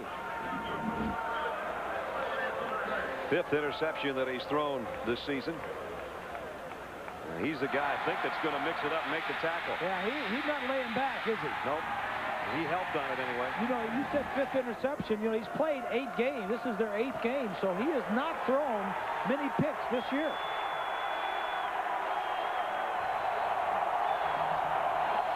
Second down and 9. Toss. Grant. And he got to about the 16-yard line. Bob talked about the opportunistic approach of Ty Willingham's defense. He talked with us about that very thing. I think these young men are really geared toward doing something special on defense and not just making a tackle and getting up and going back to the huddle. I think they're focused on creating offensive scoring opportunities through defense. And not only are they focused that way, I think their coaches are focused that way. And their drills and things that you work on every day to put them in that position so that they're comfortable taking those risks and making those kind of plays. Creating offensive opportunities from the defense. This time it's going to have to be a field goal if it turns into points, because they just were stopped on 3rd and short, and it looks like Grant's slow getting up as well. While the field goal unit comes on, let's check in with John. Well, Willis McGahee, you know what he can do on the ground. He does receiving this time. Ken Dorsey looks for him. Bust downfield, 57 yards. It sets up a McGahee touchdown run a couple of plays later. Miami back on top. Brad. All right, John. Nick Setta will try a 35-yard field goal. He hit from 39 earlier in the ball game to try to give Notre Dame the lead. And it hit the upright, and is it luck or divine intervention? It goes through. Well, he was due for some good luck. Setta, 35-yard field goal, kisses the post and goes through. And Notre Dame is back in front again.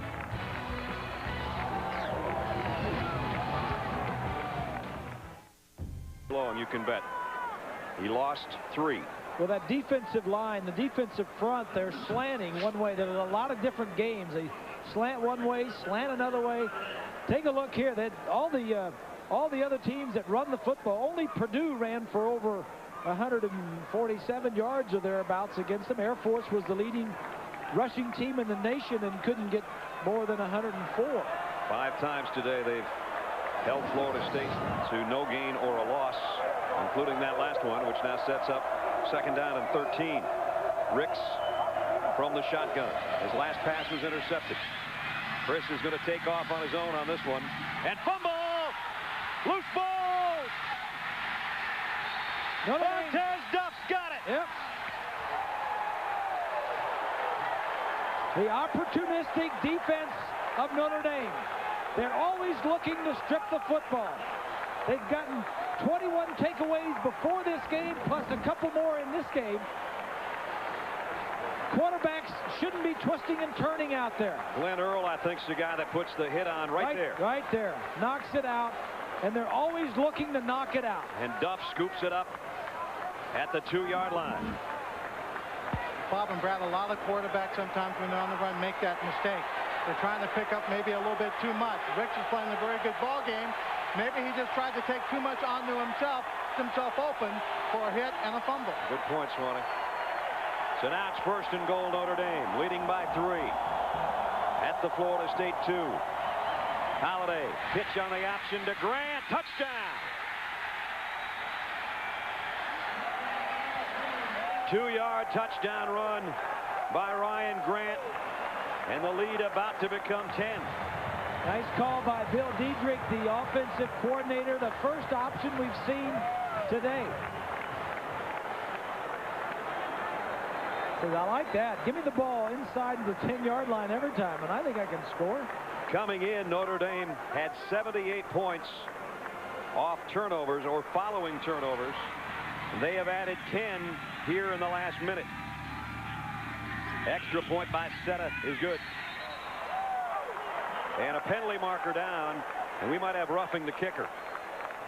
Seta, as you might have seen from that end zone view after that ball went through, took a tumble, and I was watching the ball go through the uprights, but my guess would be he got hit after he kicked it.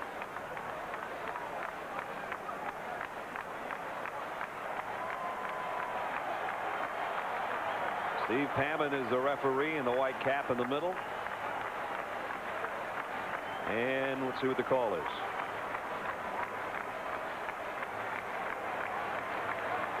Maybe we'll see what the call is.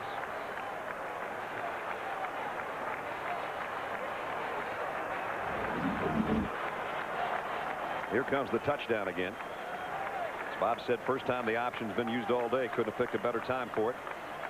Grant barely touched on the way to the end zone. Samuels doesn't get a part of it. Everybody else overruns it. To the kicker on the defense. The penalty is declined. The try. This is the roughing the kicker.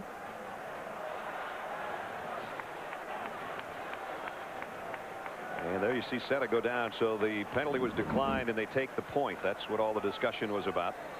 So there's what I talked about. 78 points coming in. They've just added 10 more on sudden change off opponents' turnovers in the last minute and 17 seconds. Just that quickly it can strike.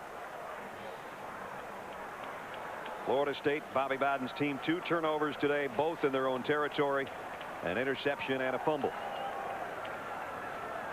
And now the load is going to get bigger on Chris Ricks' shoulders. You know, Ricks was playing well, and you can't fault him for the effort. You just have to fault him for not covering it up.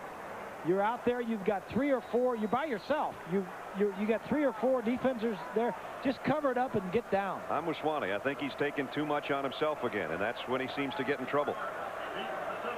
Well, you need to know what you can control and what you can't control. And what you can control, do something about it. And if you can't try and do something, just get down and come back for another play. Washington from the 3. Oh, man, is he leveled as the ball is loose again. Notre Dame's got it.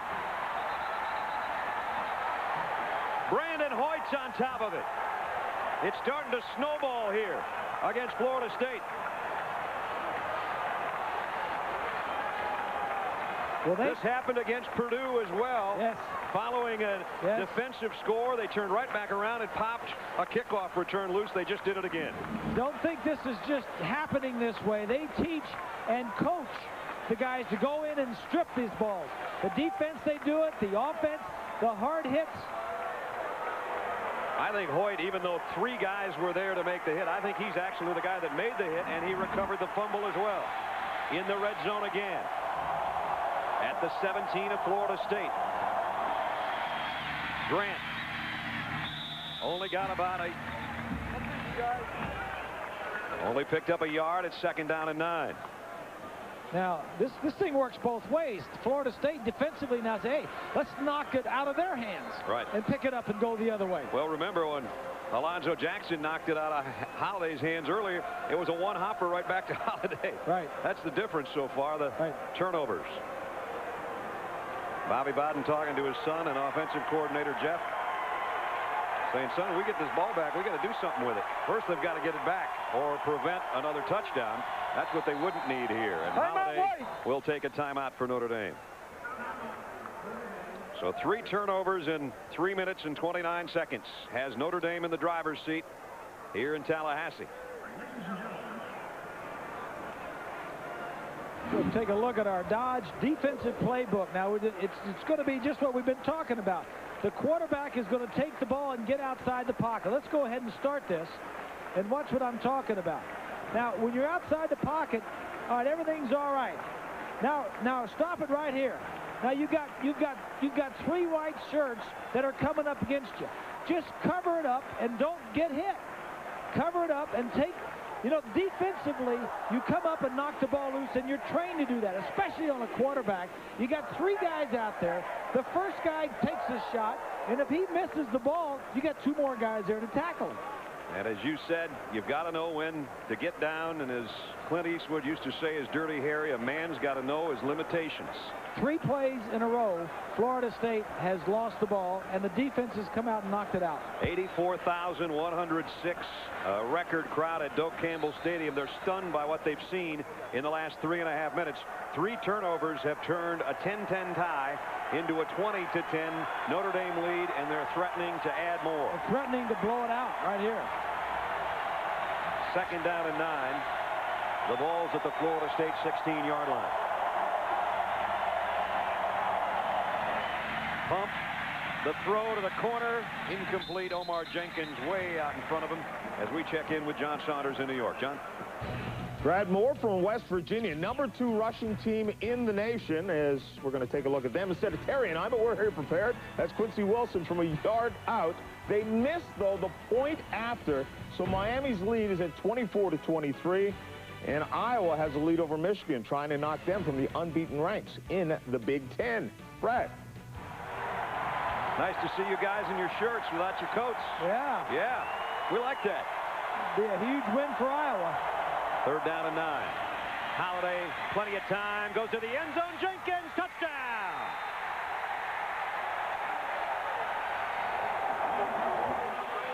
Perfectly thrown, and Jenkins beat his man to the corner. And now it's 16 points off turnovers in the last 4 minutes or so. Just how quickly things turn around on turnovers. 3 turnovers inside the 20-yard line, 17 points. Unbelievable. Really unbelievable. Seta for the point after with 3:05 to go in the 3rd. High snap, handled well, kick is perfect.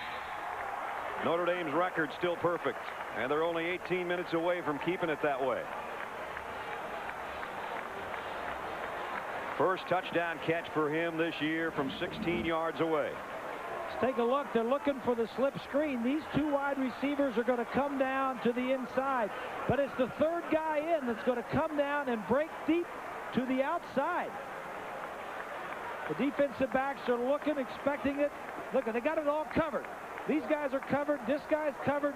The guy they're going to go to is back in the back of the end zone. Nice throw by Holiday. Throw it deep to the back part. Just lets him run right by him. And the pass, he waited for the last moment to let go, and then it was perfect. Can't draw it up any better than that. That's just good coverage. I mean, good reading, good execution by the quarterback to beat the coverage. Had tight man coverage. Ward was beating the back of the end zone. 17 points in 2 minutes and 21 seconds. Wow. Wow. Are they on their way to 8-0?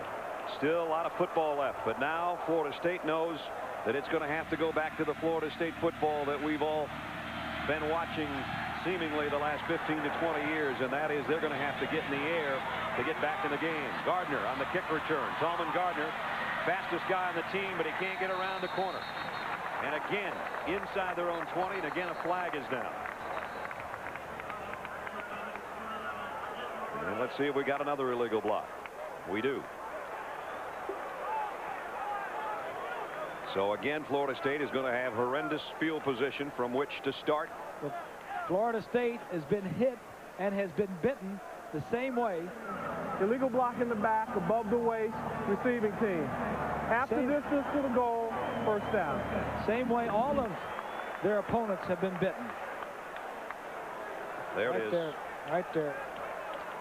That's the 3rd time now Florida State has had to start inside its own 10-yard line, and they've had 9 possessions today, 6 times at their own 20 or worse. Time permitting, stay tuned for the Thrifty Car Rental post-game report featuring scores and highlights from across the country, and John and Terry will have their coats on. Yeah, they had their coats off, but they were kind of caught with their pants down is what the situation was. Ah. Yeah. At the 8-yard line. Ricks flips it out to Jones out of the backfield. Greg there. That looks more like Greg Jones, and had to do it as a pass receiver. Got a little bit more of a head of steam, and he got 11 yards and a 1st down. But you're right. They got him out on the wing, got him the ball through the air, and this is smart. This is more ways to do it. This guy's 250 pounds. He spins away from Jackson. First catch from a player other than a wide receiver. just inside the 19. Play action. Chris Ricks throws and too low for Morgan. Couldn't quite scoop it. Glenn Earl was back there covering from his safety position. You know, you made a comment there, Brad. You said first completion to a receiver other than a wide receiver to the back. You know, that's tough for a quarterback when you have to complete everything to wide receivers. They're usually pretty far away from you. This is the drive summary for Florida State the last 3 possessions.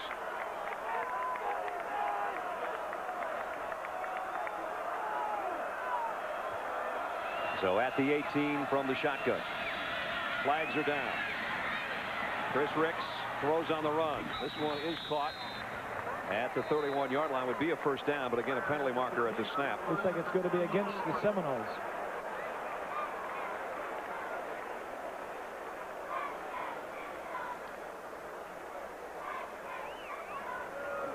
Illegal formation, less than 7 men on the line of scrimmage on the offense. 5-yard penalty, it's still second down. It's all coming back. That's the 9th penalty on Florida State. Well, it seems like we're getting a lot of penalties.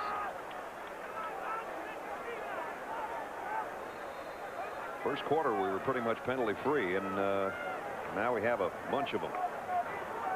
Notre Dame's penalized 3 times, and you don't want to give up 78 yards. It gets up around that 100-yard mark, and you're not in a very good position. Well, Seminoles have always been one of the most penalized teams in the ACC. Gonna have to hurry. Low snap out of the shotgun. Ricks comes up with it, flares it out to Maddox in the flat. And Maddox got free. First down. He almost broke it. Nick Maddox, little used today. He's carried it once, and now as a pass receiver, 29 yards. So maybe they do have to go to those backs a little bit more. You've got to mix it up a little bit. You've got to throw to your backs. It's tough going just sticking to your receivers all the time. Ricks did a nice job just to get that pass thrown out there because there was 1 second left on the play clock, and he took a low snap in the shotgun and found the handle and got it to Maddox for a first down. Now they've got a little bit of room to work. Blitz looks like it's coming. Yeah. Here it comes. And down he goes. Glenn Earl came flying in from his safety spot. That's the first sack of the day. Yeah, that's a good call. Defensive coordinator Kent Baer. Here's the safety. Watch him blitz up this way. Now, when a quarterback sees this, you either know you've got it blocked or you don't. And if you don't have it blocked, you got to stop and get rid of the football.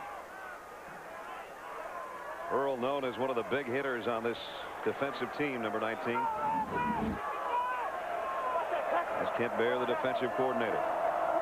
They call Earl a headhunter. And that time he was hunting Chris Ricks, and it forces a second down and 19.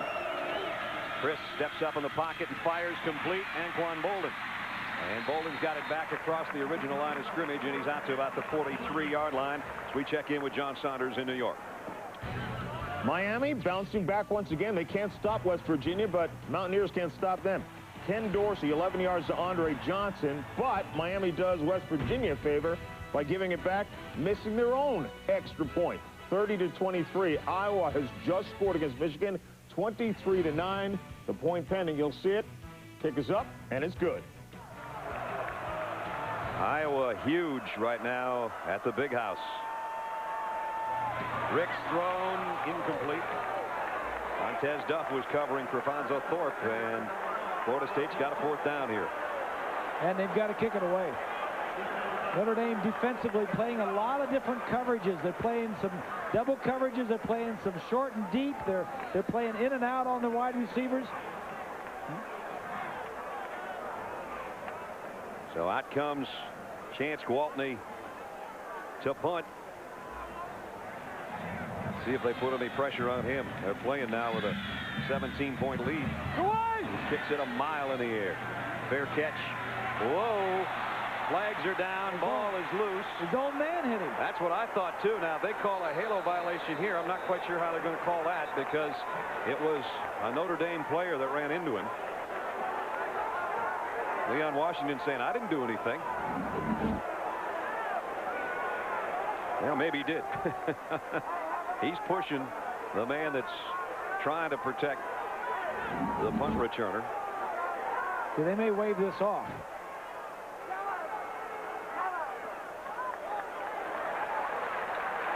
Disregard the flag. Thank you, Mr. Greasy. And thank you, Mr. Official. That one we didn't need.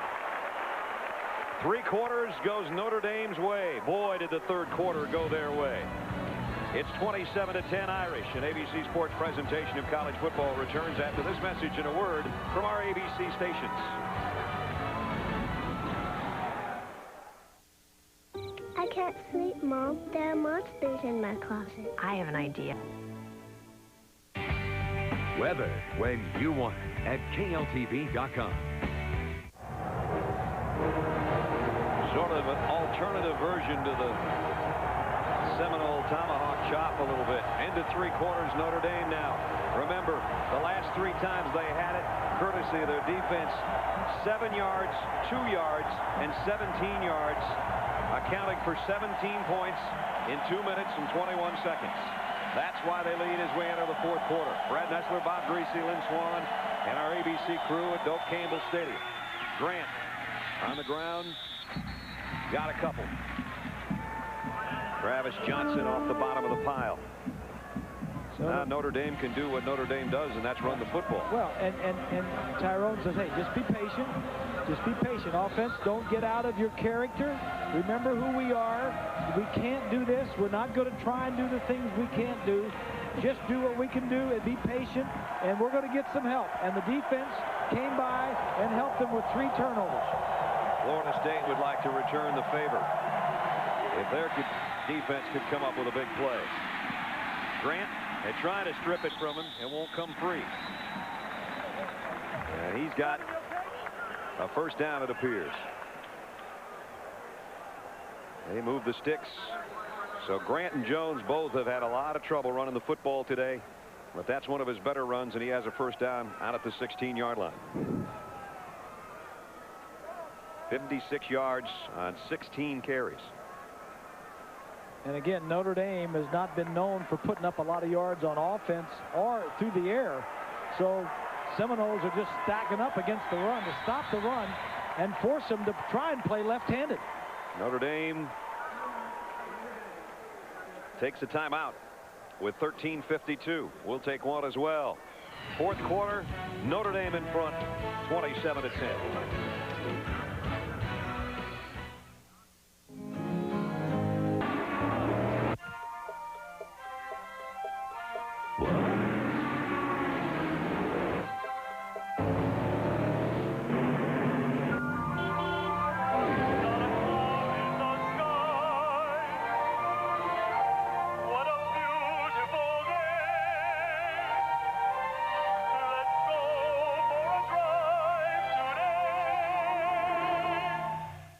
As a father hides his past, an unthinkable secret is discovered.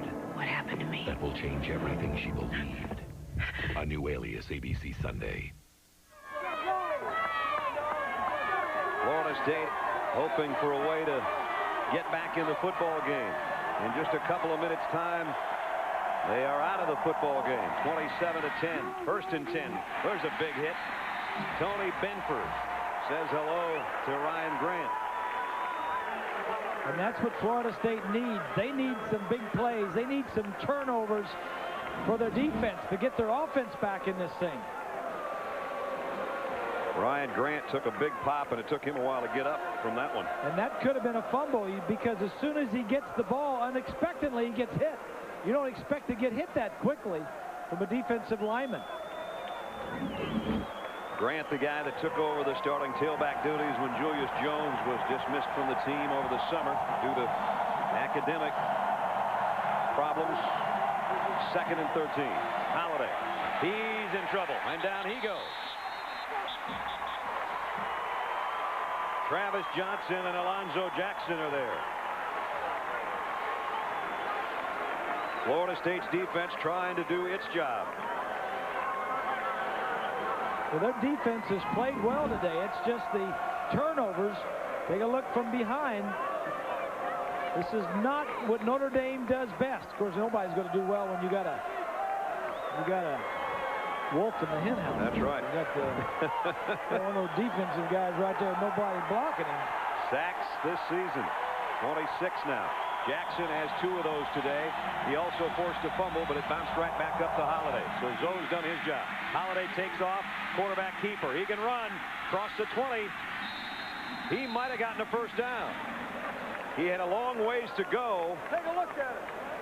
Put it down, take a look. And let's see if they'll have to measure. I'm not going there anymore. They should have measured earlier on one in this half, and they didn't, so they are calling an official timeout. I assume they're going to bring the sticks from the far side. Michael Boulware, I think, is the guy shaking up on the play. It is number 58, the junior out of Columbia, South Carolina. There's Holiday, run all the way for the quarterback. Yeah, it's a quarterback draw. Nice call out of your own end zone. And Boulware's the guy that made the tackle, and here from a different angle now is Michael getting Holiday. Well, he hits his head on the back of Maurice Stovall, and your neck isn't meant to go that direction. So he's the guy that's down. And we'll take a break here, and we'll check on Michael Boulware, and we'll check on the first down when we come back.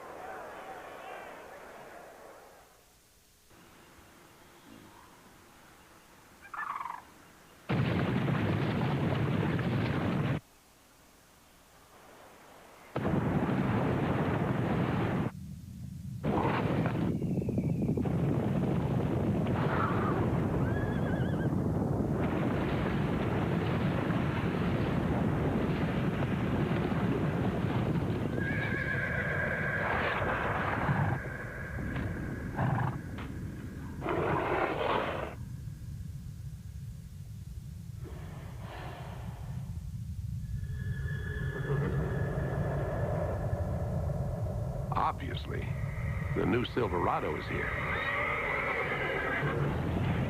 Silverado, the truck from Chevy.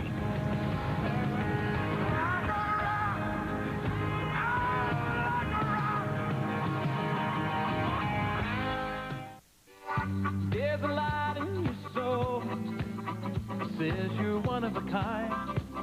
Don't never let it go. Be original, an individual, yeah, like Dr. Pepper. Be you, do what you do. Dr. Pepper. Be you, do what you do. Nothing better. Be you, do what you do. Good to see that Michael Boulware got up under his own power and over to the bench after having his helmet and head whiplashed in that tackle of Holiday, and it is a 4th down. So he'll bowl to punt for the Irish.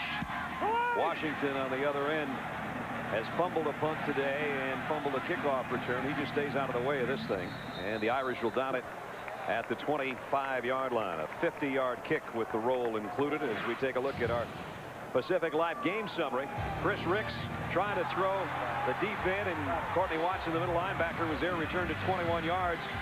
That led to a score. Then Ricks on the ensuing drive fumbled. Duff with the recovery at the 2. On the option for the first time today, Holiday to Grant, 2-yard touchdown. And then this is what I was talking about, Washington fumbling the kickoff return right after that score. It was recovered by Notre Dame. And it led to the Omar Jenkins touchdown catch in the corner. And in 2 minutes and 21 seconds, kapow. It went from 10-10 to 27-10. And now Florida State playing from behind with 11:37 to go. Chris Ricks deep down the middle, almost picked off again. Bolden got a hand on it, but so did Shane Walton. So everybody's been asking, how is Notre Dame doing it? Their offense is 110th in the nation in total offense. They can't throw the football. Those last 3 shots that we showed you of the turnovers is how they're doing it. Patience. Just do what we can do on offense. The defense is going to come loose. The special teams are not going to lose. Somewhere along the way, we're going to win, and that's the whole thing. Patience, discipline, toughness. Wait for your break. Very impressive. Ricks Got a block from the referee. Throwing long for Zalman Gardner. Can he adjust to it? No. He dropped it. He made the adjustment, just couldn't make the catch. He made a nice adjustment. Nice effort to go up and make it, but nobody's making the play. That's the 6th drop ball of the day. This was a good throw by Ricks. You got one-on-one. You got single coverage, and you got to give it to these corners. Yeah, they're good. Duff and Walton, they're knocking it loose. They have been beaten a couple of times, but not a lot. This is a desperate 3rd down here because Florida State doesn't want to try to go on 4th down with 11:20 left, but they've got to get it out of their own end of the field. On 3rd down, Chris has been pretty good. This time he overshot Morgan. On a deep square end, and it's incomplete, and it's 4th down as we check in with John in New York. A couple updates here, Brad. Miami against West Virginia. Ken Dorsey has them marching again. This one to Andre Johnson. It covers 24 yards. It sets up Willis McGahee's 3rd touchdown of the day. Miami in command now. And Iowa's having their way at Michigan. Brad Banks to Jermel Lewis a little shovel pass, and he pulls his way in 31-9. Hey, if Notre Dame is the surprise team of the year, Iowa is right there with them. Yeah, they're 1A and 1B, huh? Waltney almost got to it. They tried to block it. Walton on the other end. He'll be dropped for a loss. 37-yard punt. They almost blocked it on Waltney. And Notre Dame's got it back with 11:05 to play. ABC Sports presentation of college football brought to you by Chevy Trucks, the most dependable, longest-lasting trucks on the road. The people of all states, you're in good hands with Allstate. Marriott, wherever business takes you, your Marriott awaits. And Dr. Pepper and your local Dr. Pepper bottler. Be you, nothing's better. Dr. Pepper. There's some of those green T-shirts Swanee was talking about earlier, and they have every right to cheer. Their team leads 27-10 with 11 minutes to go. Play action. Wide open. Lofting it out. It's got a man wide open. Jared Clark, the tight end. Now, they're not done pulling things out of their bag of tricks, are they? You just assume they're going to give it to Ryan Grant and sit on a 17-point lead, but that guy had different ideas. Yeah, and I like it. I like what he's doing. You do the unexpected. You've got 2 tight ends, one here and one here. You're going to fake this way, and Jared Clark, the other tight end, is going to come across the field. How open can you get? Yeah, look what you see down here. Look at all this. Just get the ball out there. That's just well designed and good timing on the call. Penalty flag. Hold it up. Legal substitution, I believe, on Notre Dame. As now their total yardage is starting to creep up there. The referee threw that flag before Notre Dame even got to the line of scrimmage, so I assume that it's going to be an illegal substitution. Having too many guys in and out of the huddle. Tyrone's offense at Stanford, where he came from, he was there for 7 years. He was with Denny Green at the Vikings, and he was with the Bill Walsh, influenced him. He says, you know, they like the West Coast offense. I mean, they like to throw the ball and all that stuff. They're not doing that with Notre Dame. They're not spreading it out. They're not throwing the quick stuff and all that other stuff. But they're going to get to that. But eventually they will, but now, not right now. And right now they'll just give it to number 4 to break this game open. Ryan Grant, another Notre Dame touchdown. Following Lipinski is fullback, and he just probably sealed the deal from 31 yards out.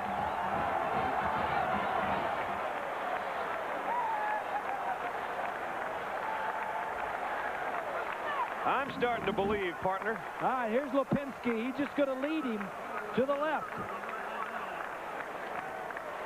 Right there. There's the block. And he's just going to run the rest of the way on his own. Makes one man miss. In less than 3 minutes of elapsed time on the clock. Very impressive. Notre Dame has taken over the football game. Very impressive. Totally taken over the football game. 10-14 remaining in the ball game. It's 34-10.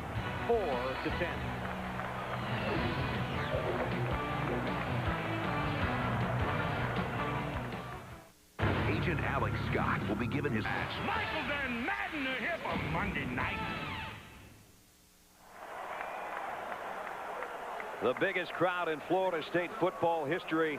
Might be a very sad crowd going home. It is 34-10. Notre Dame en route to its 8th win without a loss. Florida State looks like it's about set to suffer its 3rd setback of the year. Brad Nessler, Bob Greasy, Lynn Swan, and our ABC crew in a shocked, stunned sellout crowd at Doak Campbell Stadium, having seen what they've seen in the 3rd quarter and now in the first couple of minutes of this 4th quarter from a Notre Dame team that everyone was a bit suspect about. Strofanzo Thorpe gets the corner and got out to about the 30-yard line before he's knocked out of bounds. But there were questions about Notre Dame. How have they been winning? Can they keep winning? Can they go to a place like Tallahassee and beat a quality team? And in a matter of about 5 minutes, they have scored and scored and scored and scored again. We had a defensive struggle, a 10-10 tie at halftime. And the defense has set the tempo the second half for Notre Dame. Remember, there was a year when they had a big win and looked like they were going to go undefeated, and Boston College picked them off the following week. But there's the remaining schedule. USC will probably be the only team ranked, and they may not be by then, you never know, that Notre Dame has left on its schedule. Here's a screen pass to Jones. Puts the brakes on, and he gets out to about the 38-yard line. So we're under 10 minutes. We talked about Notre Dame. Their highest BCS ranking ever was coming into today in the number 3 spot. Miami is winning over West Virginia, though they've had their hands full. Oklahoma's got the week off before they play Colorado. Virginia Tech is winning. Georgia plays at Kentucky. It's a bad spot for them over the past few years, though they are playing pretty well right now. You saw Ohio State's coming up later. A lot of you will see that. Here's a ricochet shot almost intercepted as we go back to the BCS panel that we were talking about. 2 losing teams here, Michigan and LSU. And Texas plays Iowa State at 3:30. Now there's an undefeated team that's not in there. You mentioned them before, NC State. They're 9-0. They're ranked 11th in the standings. And they'll probably move into the top 10, obviously, this week because they routed Clemson at Clemson Thursday night. And Chuck Amato's got them believing in Raleigh. At the 38-yard line. 3rd down and 2. Chris Ricks all alone in the backfield from the shotgun. Deep down the middle. Out his man this time. And that's a first down at the 42-yard line. Got it to Nick Maddox, who's played well in spot duty today, as he's had a couple big receptions. Got a square in coming. He's missed a ton of these today. Throwing it between the linebackers. There was a slip there. The linebacker slipped.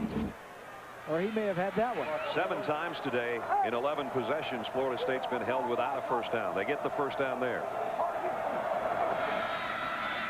Chris has to run for his life again. And nowhere to throw it. And nobody. Everybody's covered. I'm very impressed with this defense. We talked with Kent Barrett before the ball game, and I asked him, a lot of this staff, in fact, 6 of the 9 assistant coaches came with Tyrone from Stanford. Kent's the one guy who was with him the whole time. Kent was there, exactly. And I asked him, I said, what is the difference between the Notre Dame players and the Stanford players? Because they're both high quality, you know, good schools and all that other stuff. He says at Notre Dame, when they're on the side, standing on the sideline, when they're not in there at practice, they're talking football. At Notre Dame. He says at Stanford they were talking about maybe their class or physics. Yeah, physics or something else. He says they're very intelligent players. Bolden almost made a circus catch of a pass by Chris Ricks that was out of desperation, but it's incomplete. At the conclusion of today's game, we'll select a Chevrolet player of the game from each team. Chevrolet will make a $1,000 contribution to each university's general scholarship fund. And not only are the defensive guys, he said, intelligent, I mean, but the defensive backs, when they put in a new coverage, all their eyes would light up, and the next day when they came back out, it was like they had it for a week, 2 weeks, 3 weeks. They remembered it. It was easy. He says it's fun coaching these guys. Ricks on 3rd down. Boy, that pocket collapsed in a hurry. Just tries to scoop it ahead, and it's intercepted. Glenn Earl, who made a big hit on Ricks earlier, just makes a big pick on Chris, trying to do something again out of desperation, just heaving the ball out there, hoping for a miracle, and instead it's another turnover. And you may have noticed the ball hit the umpire, but that's okay. He's just part of the field. Dave Nowak's the umpire. Hit him in the noggin, I think. You see, there was no pocket at all. Yeah, watch the umpire there. He's going to shovel the ball forward. Whoops, knocks his hat off, and then Earl comes, gets his hands under it. Nice play. These guys just make plays. They sure do. Earl knocked the ball loose earlier. Now he gets an interception. At the 40. Notre Dame in control. 8:42 left, 34-10. Shockingly. It's starting to become a fact now that maybe it isn't going to be a shock anymore. Well, they're convincing me. Yep, me too. One more look at from another angle of Chris trying to make a play here. You saw the blitz coming. Yeah, Tuck, number 44, forced him to leave the pocket. Then he was trying to shovel it and just make something out of it. And you got to decide in a quarterback's head in a split second when you're going to take a chance like that and when you're not. We've told these officials to keep their head in the game, and by golly, they have. 2nd and 6. 8 minutes left.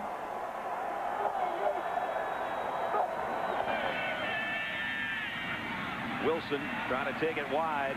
Florida State stretches it out and drops him. Maybe got 2 out of it.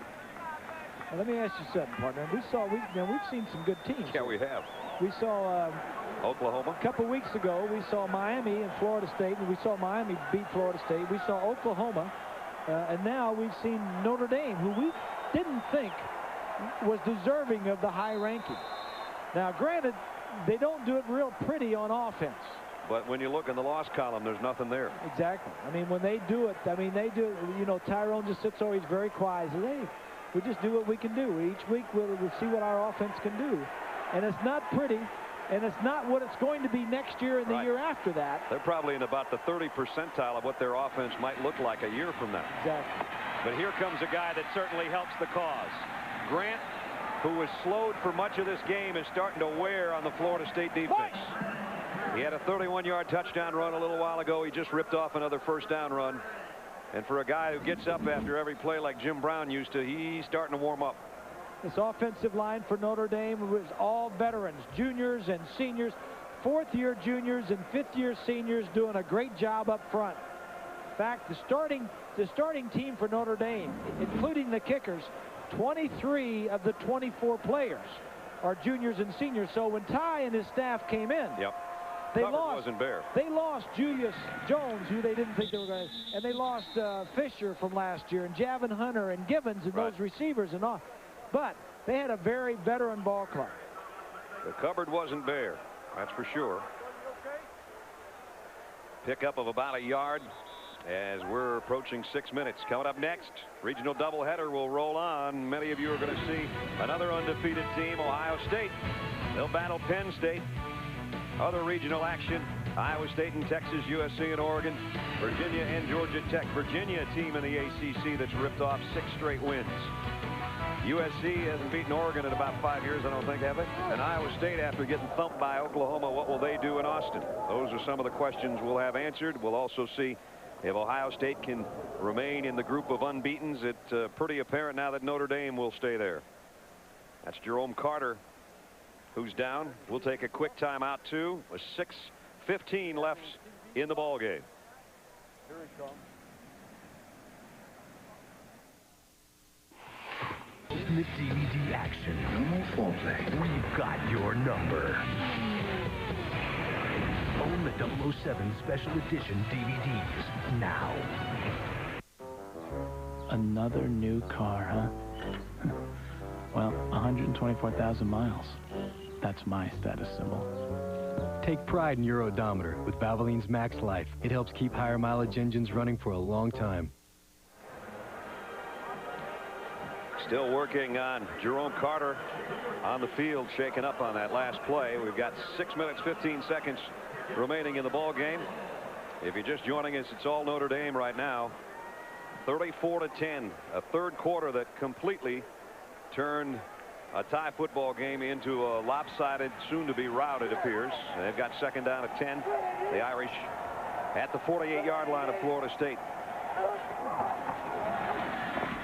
And the fullback gets a little sugar. And he gets about 4 yards on the carry. So, partner, I asked you 3 hours ago, how are these guys doing it, and are they for real? You got a new answer? They're for real. I'm with you. And I'm voting for Tyrone Willingham for Coach of the Year. Yeah. The way he is, it's so impressive. What he has done with this ball club. It's just amazing. He's instilled a belief, and they believe. And now the whole country, week by week, is starting to believe, and Bob and I are in that group now because you know, we're just like everybody else. You wonder, you go, well, are they doing it with smoke and mirrors? Yeah, well, you see the numbers about their offense, right. And their offense is not doing much. They're doing much more now than they did the first 3 or 4 games. Wilson stood up in the pocket and dropped Kendall Pope. They only do, you know, what's asked of them, and they're very careful. They don't turn the ball over. As I mentioned, Holiday has only had a couple of interceptions in 100 and how many passes? 123 passes coming into the ball game. So, and they don't drop it much. Very impressive. They're getting ready to punt and using all the time they can. Hillbold, and right now Florida State is expecting possibly a fake punt. They didn't put any kind of rush on, and Hillbold tries to knock it down in the far corner, and he did again. Boy, he's done a nice job of that all year long. They don't miss a trick. They've got good kickers. They've got good discipline. They got a good coach, and we talked about, Bob did, where he's been. Tyrone Willingham, 77 graduate of Michigan State. That's his alma mater. That's where he started as a grad assistant in East Lansing. That was in 77. Then a trip to Central Michigan, back to Michigan State. And he's going to go down South Carolina way for a while. And then over to Rice, up to Stanford, 2-time Pac-10 Coach of the Year with the Vikings with Denny Green on a great staff. A lot of guys, head coaches off that staff in both the NFL and in college. Back to Stanford as the head man. And now in South Bend. And undefeated, soon to be 8-0. That was a shot at NC State, partner. Not South Carolina. Did I say South Carolina? Yeah, Beg your pardon. It looked like a South Carolina. Had a big S. So now it's a new quarterback in, Adrian McPherson. There's his numbers on the year. But time is Florida State's enemy, and they're going to have their 3rd loss after an 8-4 campaign last year. They had hoped for so much more. They came so close against Miami 2 weeks ago and played so well in doing that. But still, it was 5-2 coming in, and it's just 4 minutes away from being 5-3. McPherson comes up throwing. Bolden with the catch, and he's got a first down out at the 16-yard line. Aquan Bolden quietly has had his best receiving day yardage-wise ever. I don't think it's going to matter much to him, but this is right here tells the story. Yep. That and the fact that this is the 4th time Florida State has started their possession inside their own 8-yard line. That talks about their punters and the coverage just doing a nice job of getting the field position. Anquan Bolden, another one. And another big pickup. So Anquan is up to 143 yards receiving, but it's going to be in a losing effort. He's going to beat Walton here, but watch number 42, Shane Walton, as at the end of the play, he's going to try and get this ball, pull it out right there. While he's tackling him, he's still trying to get the fumble. Always getting an edge. McPherson slipped a little bit in the pocket. Now he's got great running ability too. Gets what he can. You know, we asked Ty a couple days ago about who's made the biggest impression on you. Which coach? Who made the biggest impression? And he said, well, the first coach was my parents. He says, yep. those two certainly made the biggest impression. And then he mentioned Denny Green, who he worked for at Stanford and also with the Vikings. And then he said Bill Walsh. He likes to pattern himself after Bill Walsh and the things that he did. Those are 3 pretty good entities right there. He never coached under Bill Walsh, but he was part of the 49ers internship program, if you will, that the NFL has, that young coaches quite frequently are part of. That's a good thing the NFL has been doing for a long time, inviting college coaches, college assistants to come up during training camp and be with them during their training camp. So a legendary list of 7-0 starts with Rockney and Leahy and Parsegan and all the rest. Hey, we're moving on. We're 8-0 now. Yeah, we're 8-0. Let's start digging up the 8-0s. I know Devine was, or not Devine, but Parsegan was one. Yeah, Arrow was one in 64. 64. He started with 9 straight victories. Here's a pass out to Anquan Bolden. He might get a touchdown out of this, but no. Nice open field stop when it looked like he could possibly break free.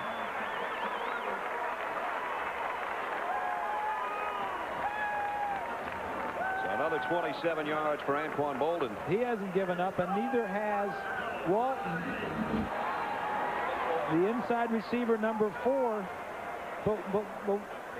Helps his quarterback there. Yeah, this is Duff, I guess, downfield. Watch Duff here, number 34. He does not want to let him get in the end zone. Nope. So McPherson moving the team down. Rose in and out of the hands of Crefonzo Thorpe. And the clock stops with 1:46 left.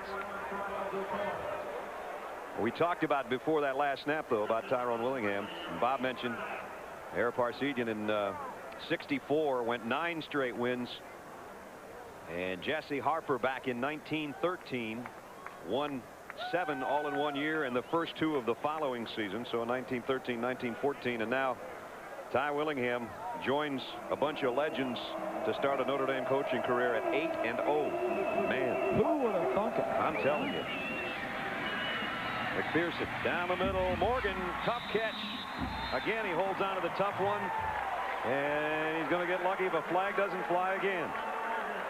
Spins the ball, but they don't throw one that time. They did throw a flag on him on that first down indication he made in the first half for a bit of a celebration. All this drive is going to do is start a quarterback controversy here for Florida State. You're right.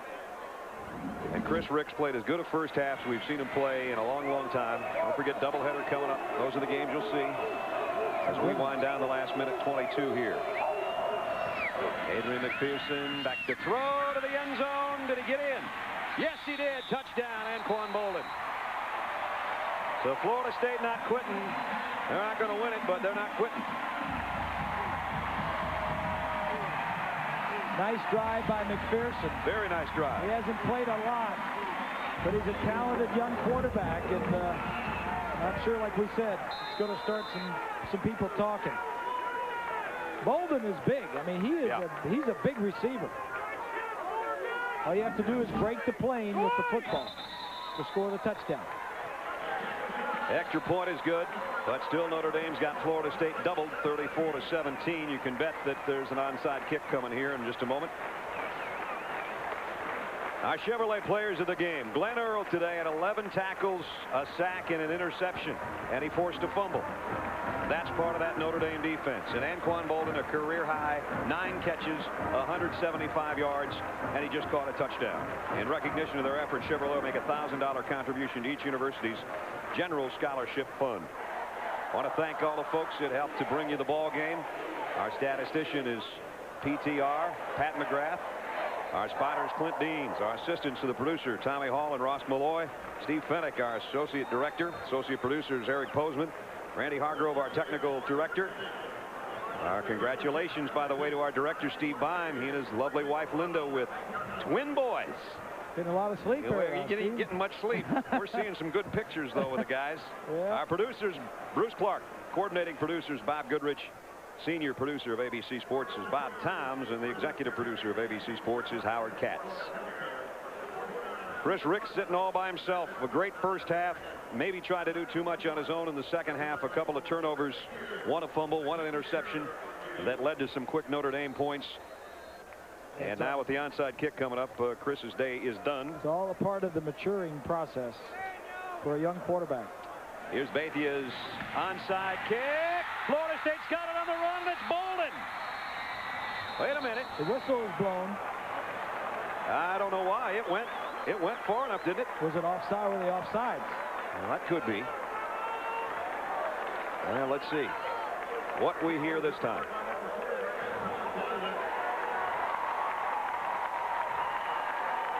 It's first down, Florida State. It's not that you can't advance this. You can advance it. And I don't know what they saw that we didn't see. Unless his knee went down. I didn't think it did. Bolden on the fly. I'm sorry. See that one the other night against Clemson and North Carolina State? Yeah, NC State takes it in on the... So they bring it back to the 49. Adrian McPherson at the controls, setting up. Throws the swing out to Jones, trying to find his footing, and only got about 3 or 4 yards before he's run out of bounds with 1:03 left. Well, Notre Dame has had 8 national titles. The last one was 1988. They are number 3 in the BCS, and this sure as heck isn't going to hurt their ranking. This is going to help their ranking right here. I mean, I've been impressed. I admit, I came here. I knew they had good defense and special teams were playing. They got the turnovers. I just questioned their offense, and they didn't do a lot, but they didn't do anything negative either. Right. First down. That'll stop the clock momentarily to move the sticks with 56 seconds left. Don't forget doubleheader day. Big one in the Big Ten. Penn State and Ohio State.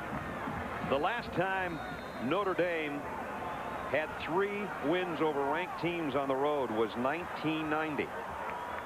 And they're about set to dispose of number 13 Florida State.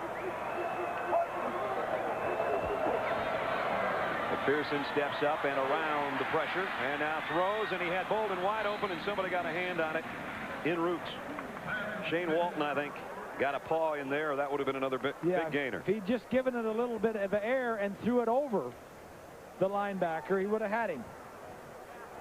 Bobby Bowden has had a tough day and now a tough year, and he admitted to us that a win over Notre Dame would turn the season around for Florida State and their fans, and now they're all going to go home and they're going to be as sad as they were, if not worse. Well, they were so high 2 weeks ago, their last game against Miami, almost pulling that out.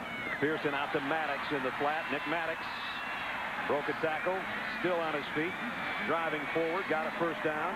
Clock should stop here at 25 seconds, but it's way too little, it's way too late. And Irish eyes are smiling, I'll tell you that much.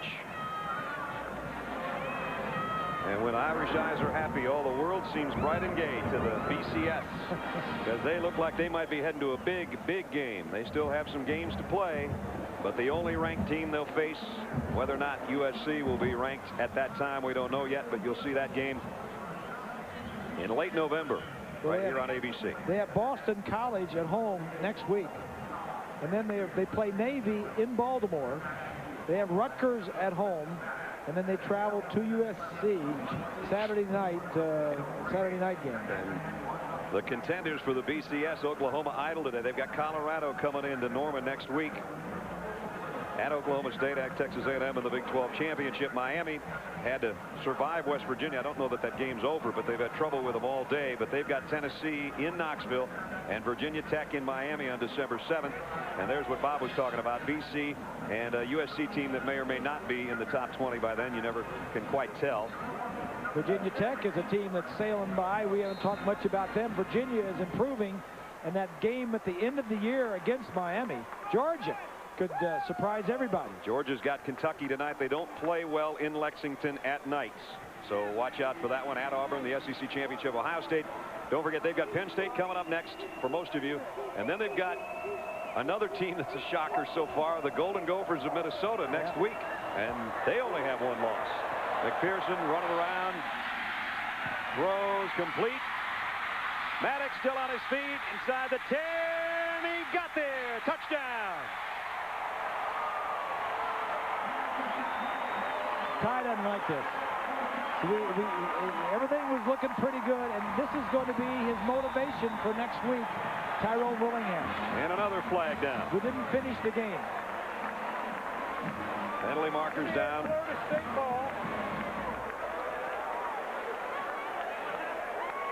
They're going to win the game. It's just not going to look quite like it did on the scoreboard. But remember, margin of victory is out the window anymore on the BCS anyway.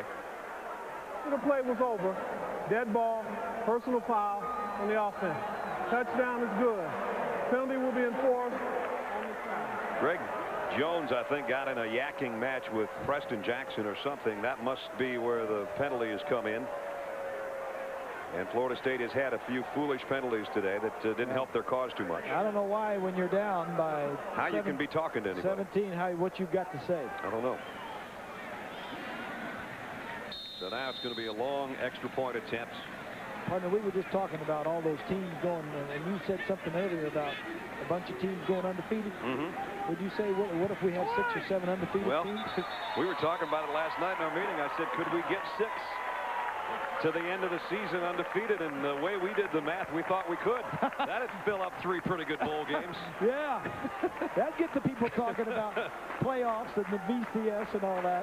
About the only one we knew that couldn't happen is Virginia Tech has to play Miami, but we sorted through the rest of the garbage, and that's what we came up with. I don't know. You know that never happened. Yeah, I'm sure it won't happen, but it's something to think about, and it's fun to think about with this much of the season left.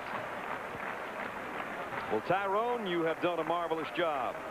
Congratulations. He really has. There's Greg Madison right there, the defensive coordinator last year. The only guy that stayed from the old staff. And there's some intensity there for a guy that's got a 10-point lead. 12 seconds is all that's left. A couple of good additions he brought into his staff was Bob Simmons, the former Oklahoma coach State quarterback. at Oklahoma State head coach, and then Trent Walters. He was a defensive backfield coach for the last few years at the Vikings.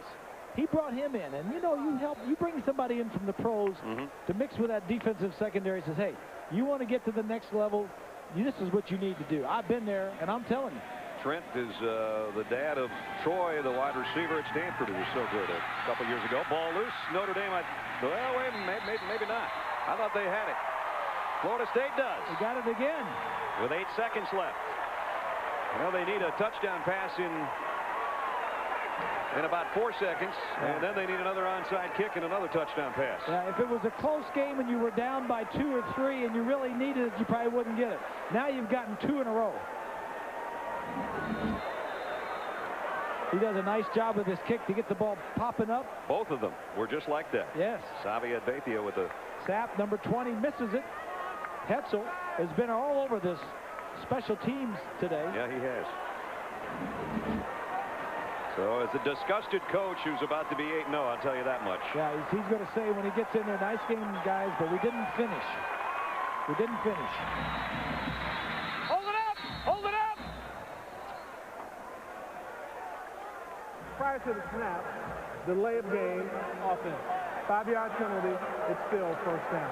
So the game is delayed for... Yeah. You asked me about the quarterback controversy. McPherson has played well. He's coming at the end of the game. You got to take that, you know, a little bit in the perspective that it is. Notre Dame's not playing defense the way they were. You're rolling out. It's not, you know, he's definitely played well. There's no doubt about it.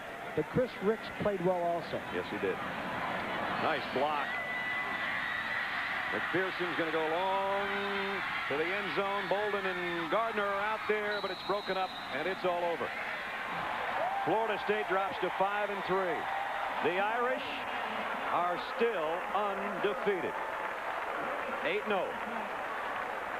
Bobby Bowden said, so happy that we can get Notre Dame in here to play. As Swanee said, you want to be a rude guest host, though, and they weren't a rude enough host. They were for a half, but not in the second half.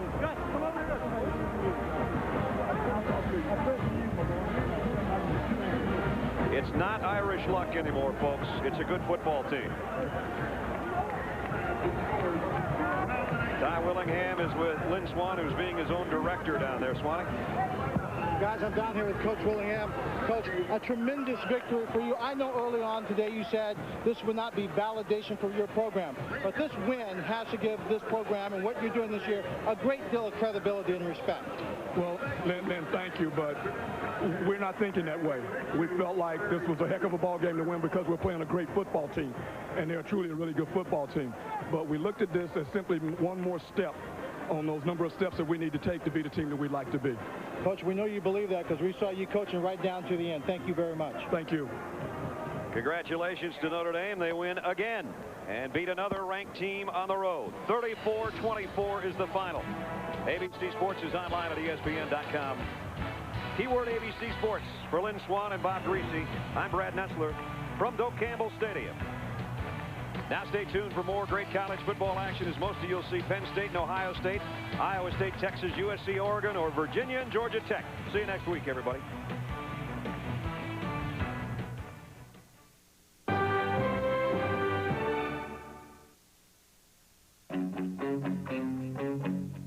At least.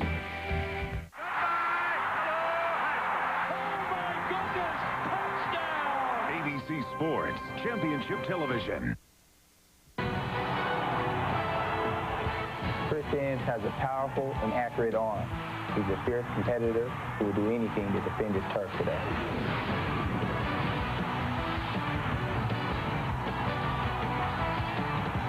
Seneca Wallace is a quarterback who can hurt you in and out of the pocket.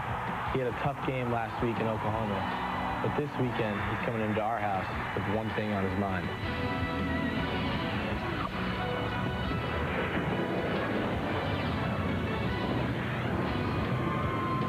It's football Saturday in the Great Southwest. One of the truly impressive scenes in college football.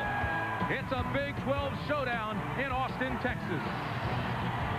The 18th ranked Iowa State Cyclones and the 7th ranked Texas Longhorns. Here come the Texas Longhorns, ranked 7th in the country. A record of 6-1, trying to stay alive in the Big 12 Conference title race. Folks, they believe with luck they are still in the national championship title picture. Hi, everybody. I'm Tim Brand along with Ed Cunningham. Glad to have you along for what should be a terrific matchup, especially with these two quarterbacks, big names, Chris Sims of Texas and, of course, Seneca Wallace of Iowa State. Both guys have lost to Oklahoma over the last 2 weeks, but Chris Sims, against a strong K-State defense last week, played well. He needed something to get himself going. So much has been made about Chris Sims and his struggles against top 10 opponents. It continued this year in the Red River Shootout. He threw 3 interceptions, no touchdowns, and a game that Texas really had a chance to win late. Came back last week, and you made a good point, Tim, against Kansas State in Manhattan, Kansas. Such a tough place to play. He didn't play spectacular, but he made some great throws down the field. B.J. Johnson really helped him out, put them in position to win with a field goal at the end. Seneca Wallace had probably the poorest game he's ever played in his life last week. How does he respond? Well, that's the big question. When you look at the game that he had against Oklahoma, it was the same thing that Chris Sims went through against the spectacular defense. 4 completions, 0 touchdowns, 3 interceptions. It was the entire offense's fault, but he just wasn't the same player. A lot of that had to do with the weather. Same weather today, very rainy. He has small hands, and that ball sometimes slips on him. But we cannot forget what kind of a spectacular player we have on the field today.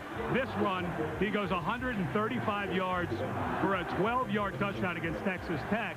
And at that point, a lot of people thought he was #1 in the Heisman race. Well, is he still in that Heisman picture? I think he is. Nobody has really set themselves apart in the Heisman race. And with the way the schedule sets up for Iowa State, some very difficult on the road games. I think if he can win today and continue down that stretch against those teams and play well, I think he's got a chance. I couldn't agree with you more. Nobody really has stepped out and accepted the lead in the Heisman.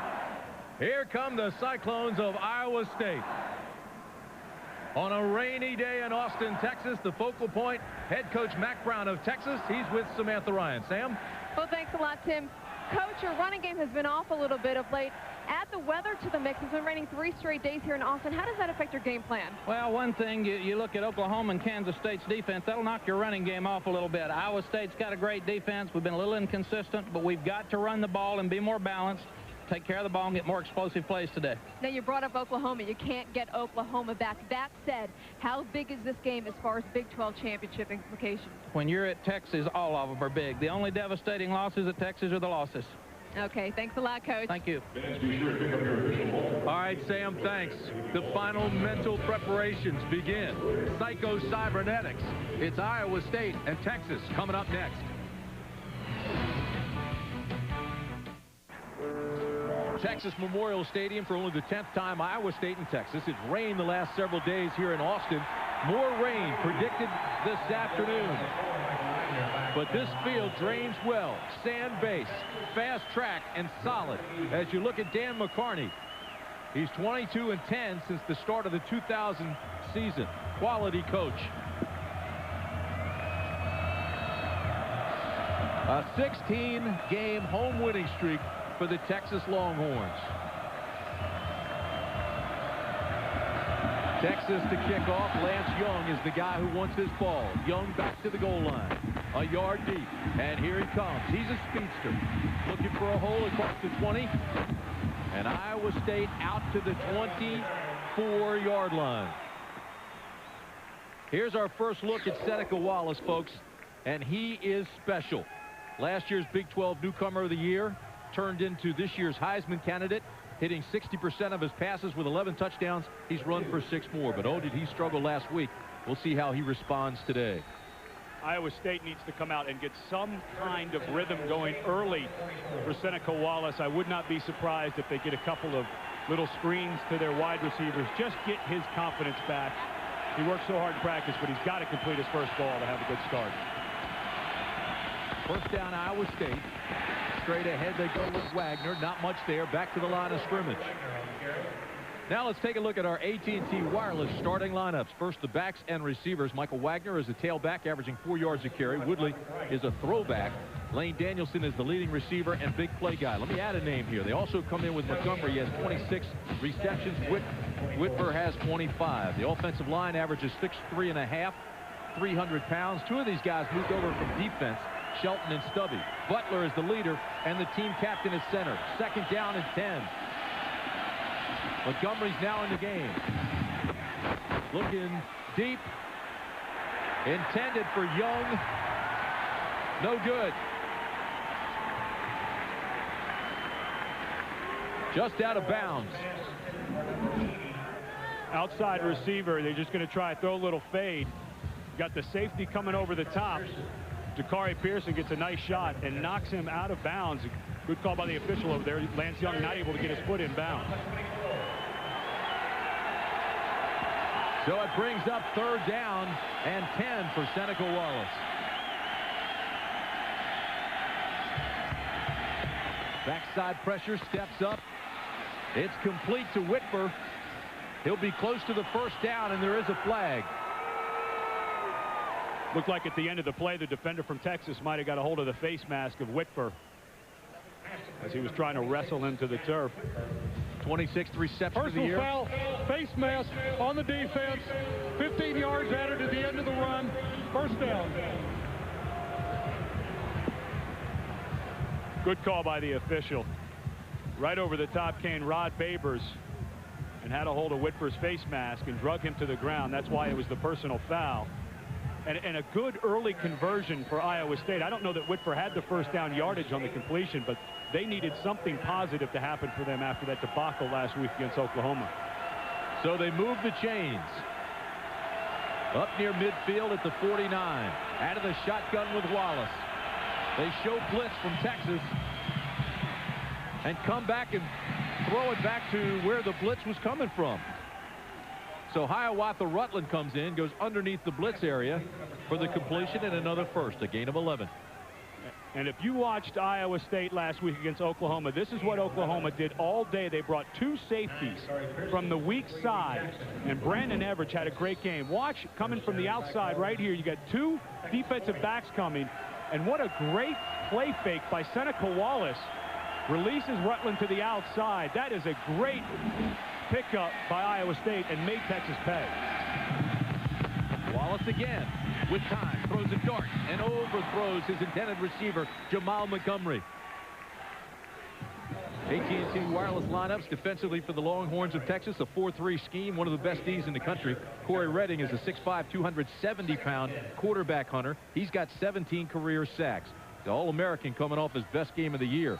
The linebackers are good with bad intentions. Derek Johnson is the team's leading tackler. Boyd and Jackson are second and third. In the secondary, Person leads the conference with 5 picks.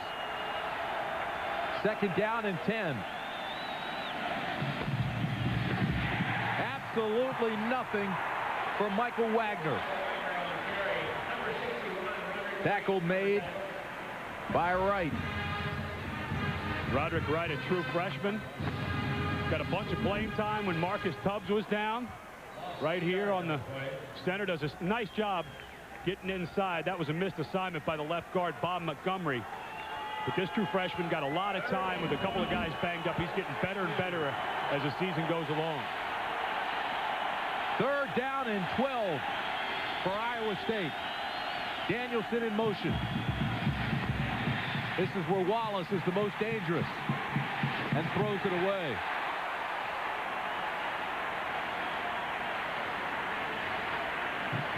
Lee Jackson and Michael Huff came with the pressure. Wallace very wisely throws it away. No one was open. Well, and you know, this was part of the game plan that Oklahoma used against Iowa State, was to blitz more athletic guys instead of bringing just linebackers, because linebackers are not going to catch up with Wallace. You bring smaller, faster guys, and he can't get away from them. Good plan. Tony Yelk comes on to punt, and there's a look at Nathan Vasher, and he is dangerous. Look at his numbers. This is an end-over-end kick that will hit inside the 5 and roll into the end zone for a touchback. So a 42-yard punt, no return. Yelk does his job. Although he tried to pooch it, he'll bring it out to the 20, and that's where the Longhorns will have first down. So Chris Sims, a 6'5", 225-pounder, comes on. He's 21-5 as a starter. He's thrown 44 career touchdowns, 12 this year. And he led this conference in pass efficiency his sophomore year. Coming off a solid performance, as Ed mentioned, against Kansas State. And I think there'll be a major difference between these two quarterbacks in this weather. When you shake Chris Sims' hand, it's like shaking a catcher's mitt. The weather and the rain should not affect his throwing motion as much. Benson breaks it big. First down, Texas. A gain of 14. Right up the middle. When we talked to Cedric Benson yesterday, he said we're going to go try to go right at the heart of this Iowa State defense. And Benson, who's been nursing a little bit of a turf toe since two-a-days, not quite 100%. But that time he didn't have to make many cuts. Here he is again. Breaks through the line of scrimmage. Another first down. Well, Mac Brown said they had to run. And that's exactly how they're starting a pickup of 16. Backs and receivers. AT&T Wireless starting lineup. Cedric Benson is the running back. You've seen him already. All-American. Trissel the fullback. Edwards the tight end. Johnson and Williams could be the best here ever. At Sloan, boy, you've got big-time players. Offensive line averages over 306 pounds. Derek Dockery at 345, the biggest and the best. First down, Longhorns. Again, it's Benson, left side. Pulls his way across midfield into Iowa State territory. Defensively for Iowa State, Jordan Karstens anchors that front four, former walk-on who is now the MVP. The linebackers are led by Brandon Brown, a young guy who's having a big year. Word led the team in tackles last year. He's second now.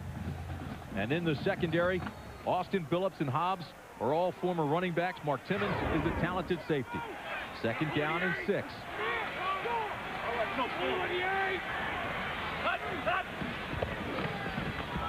And again, it's Benson. Big hole. First down. Inside the 40 to the 36-yard line. Big blocks by Holloway and Dockery. A pickup of 12. Little delayed draw this time. Really nice blocking up front. One of the problems Texas has had, they're 84th in the country in total offense, a lot lower than they've been in the last 3 or 4 years. And one of the problems this offensive line has had so many guys banged up. They haven't been able to play together and have been very inconsistent. And right now, they're taking it to the Cyclones. 4 carries, 44 yards for Benson. He set a bucket full of freshman records last year with over 1,000 yards rushing. The fake to Benson. Sims avoids the blitz and hits Williams. Roy Williams inside the 30 to the 29-yard line. Take a look at the offensive numbers for Texas against the defensive numbers for Iowa State. 354 yards. They're 10th in the Big 12. Baylor and Kansas are the only 2 teams in this conference offensively that are worse. But 6-1, and the players talk about, you know, we really don't care what the numbers we're putting up. We're doing a good enough job when it comes to wins and losses.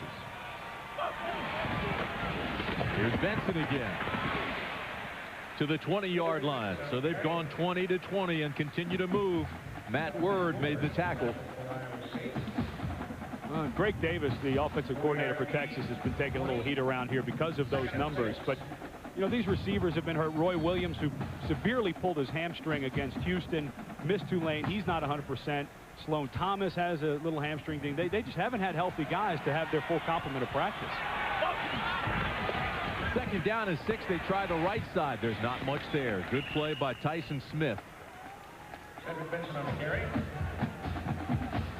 This is an experienced defense, and they run to the football quite well. You know, it was kind of, when I looked at the film yesterday, you and I were both talking about, we're used to seeing these Iowa State teams where they just kind of have big, loping guys. John Stodani has put together, through recruiting, some very athletic people that run very well up front.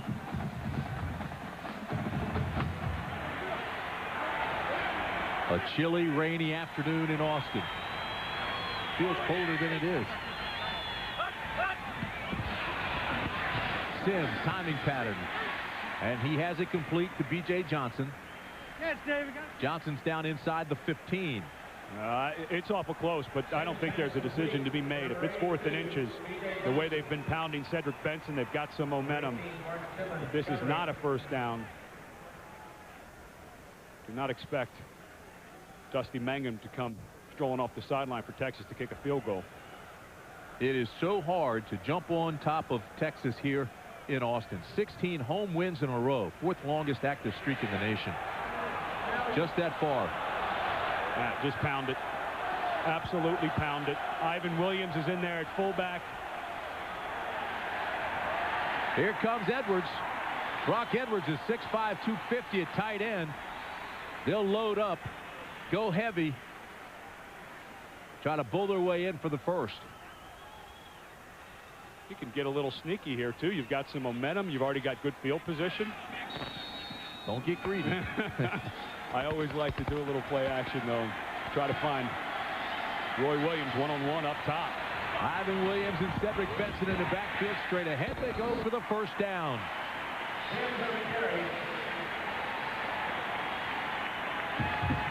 I mean, this is the right call. Just pick up the first down. Just having a little fun thinking maybe fake one in there to Benson. You had Roy Williams one-on-one with Iowa State crowding around the line of scrimmage.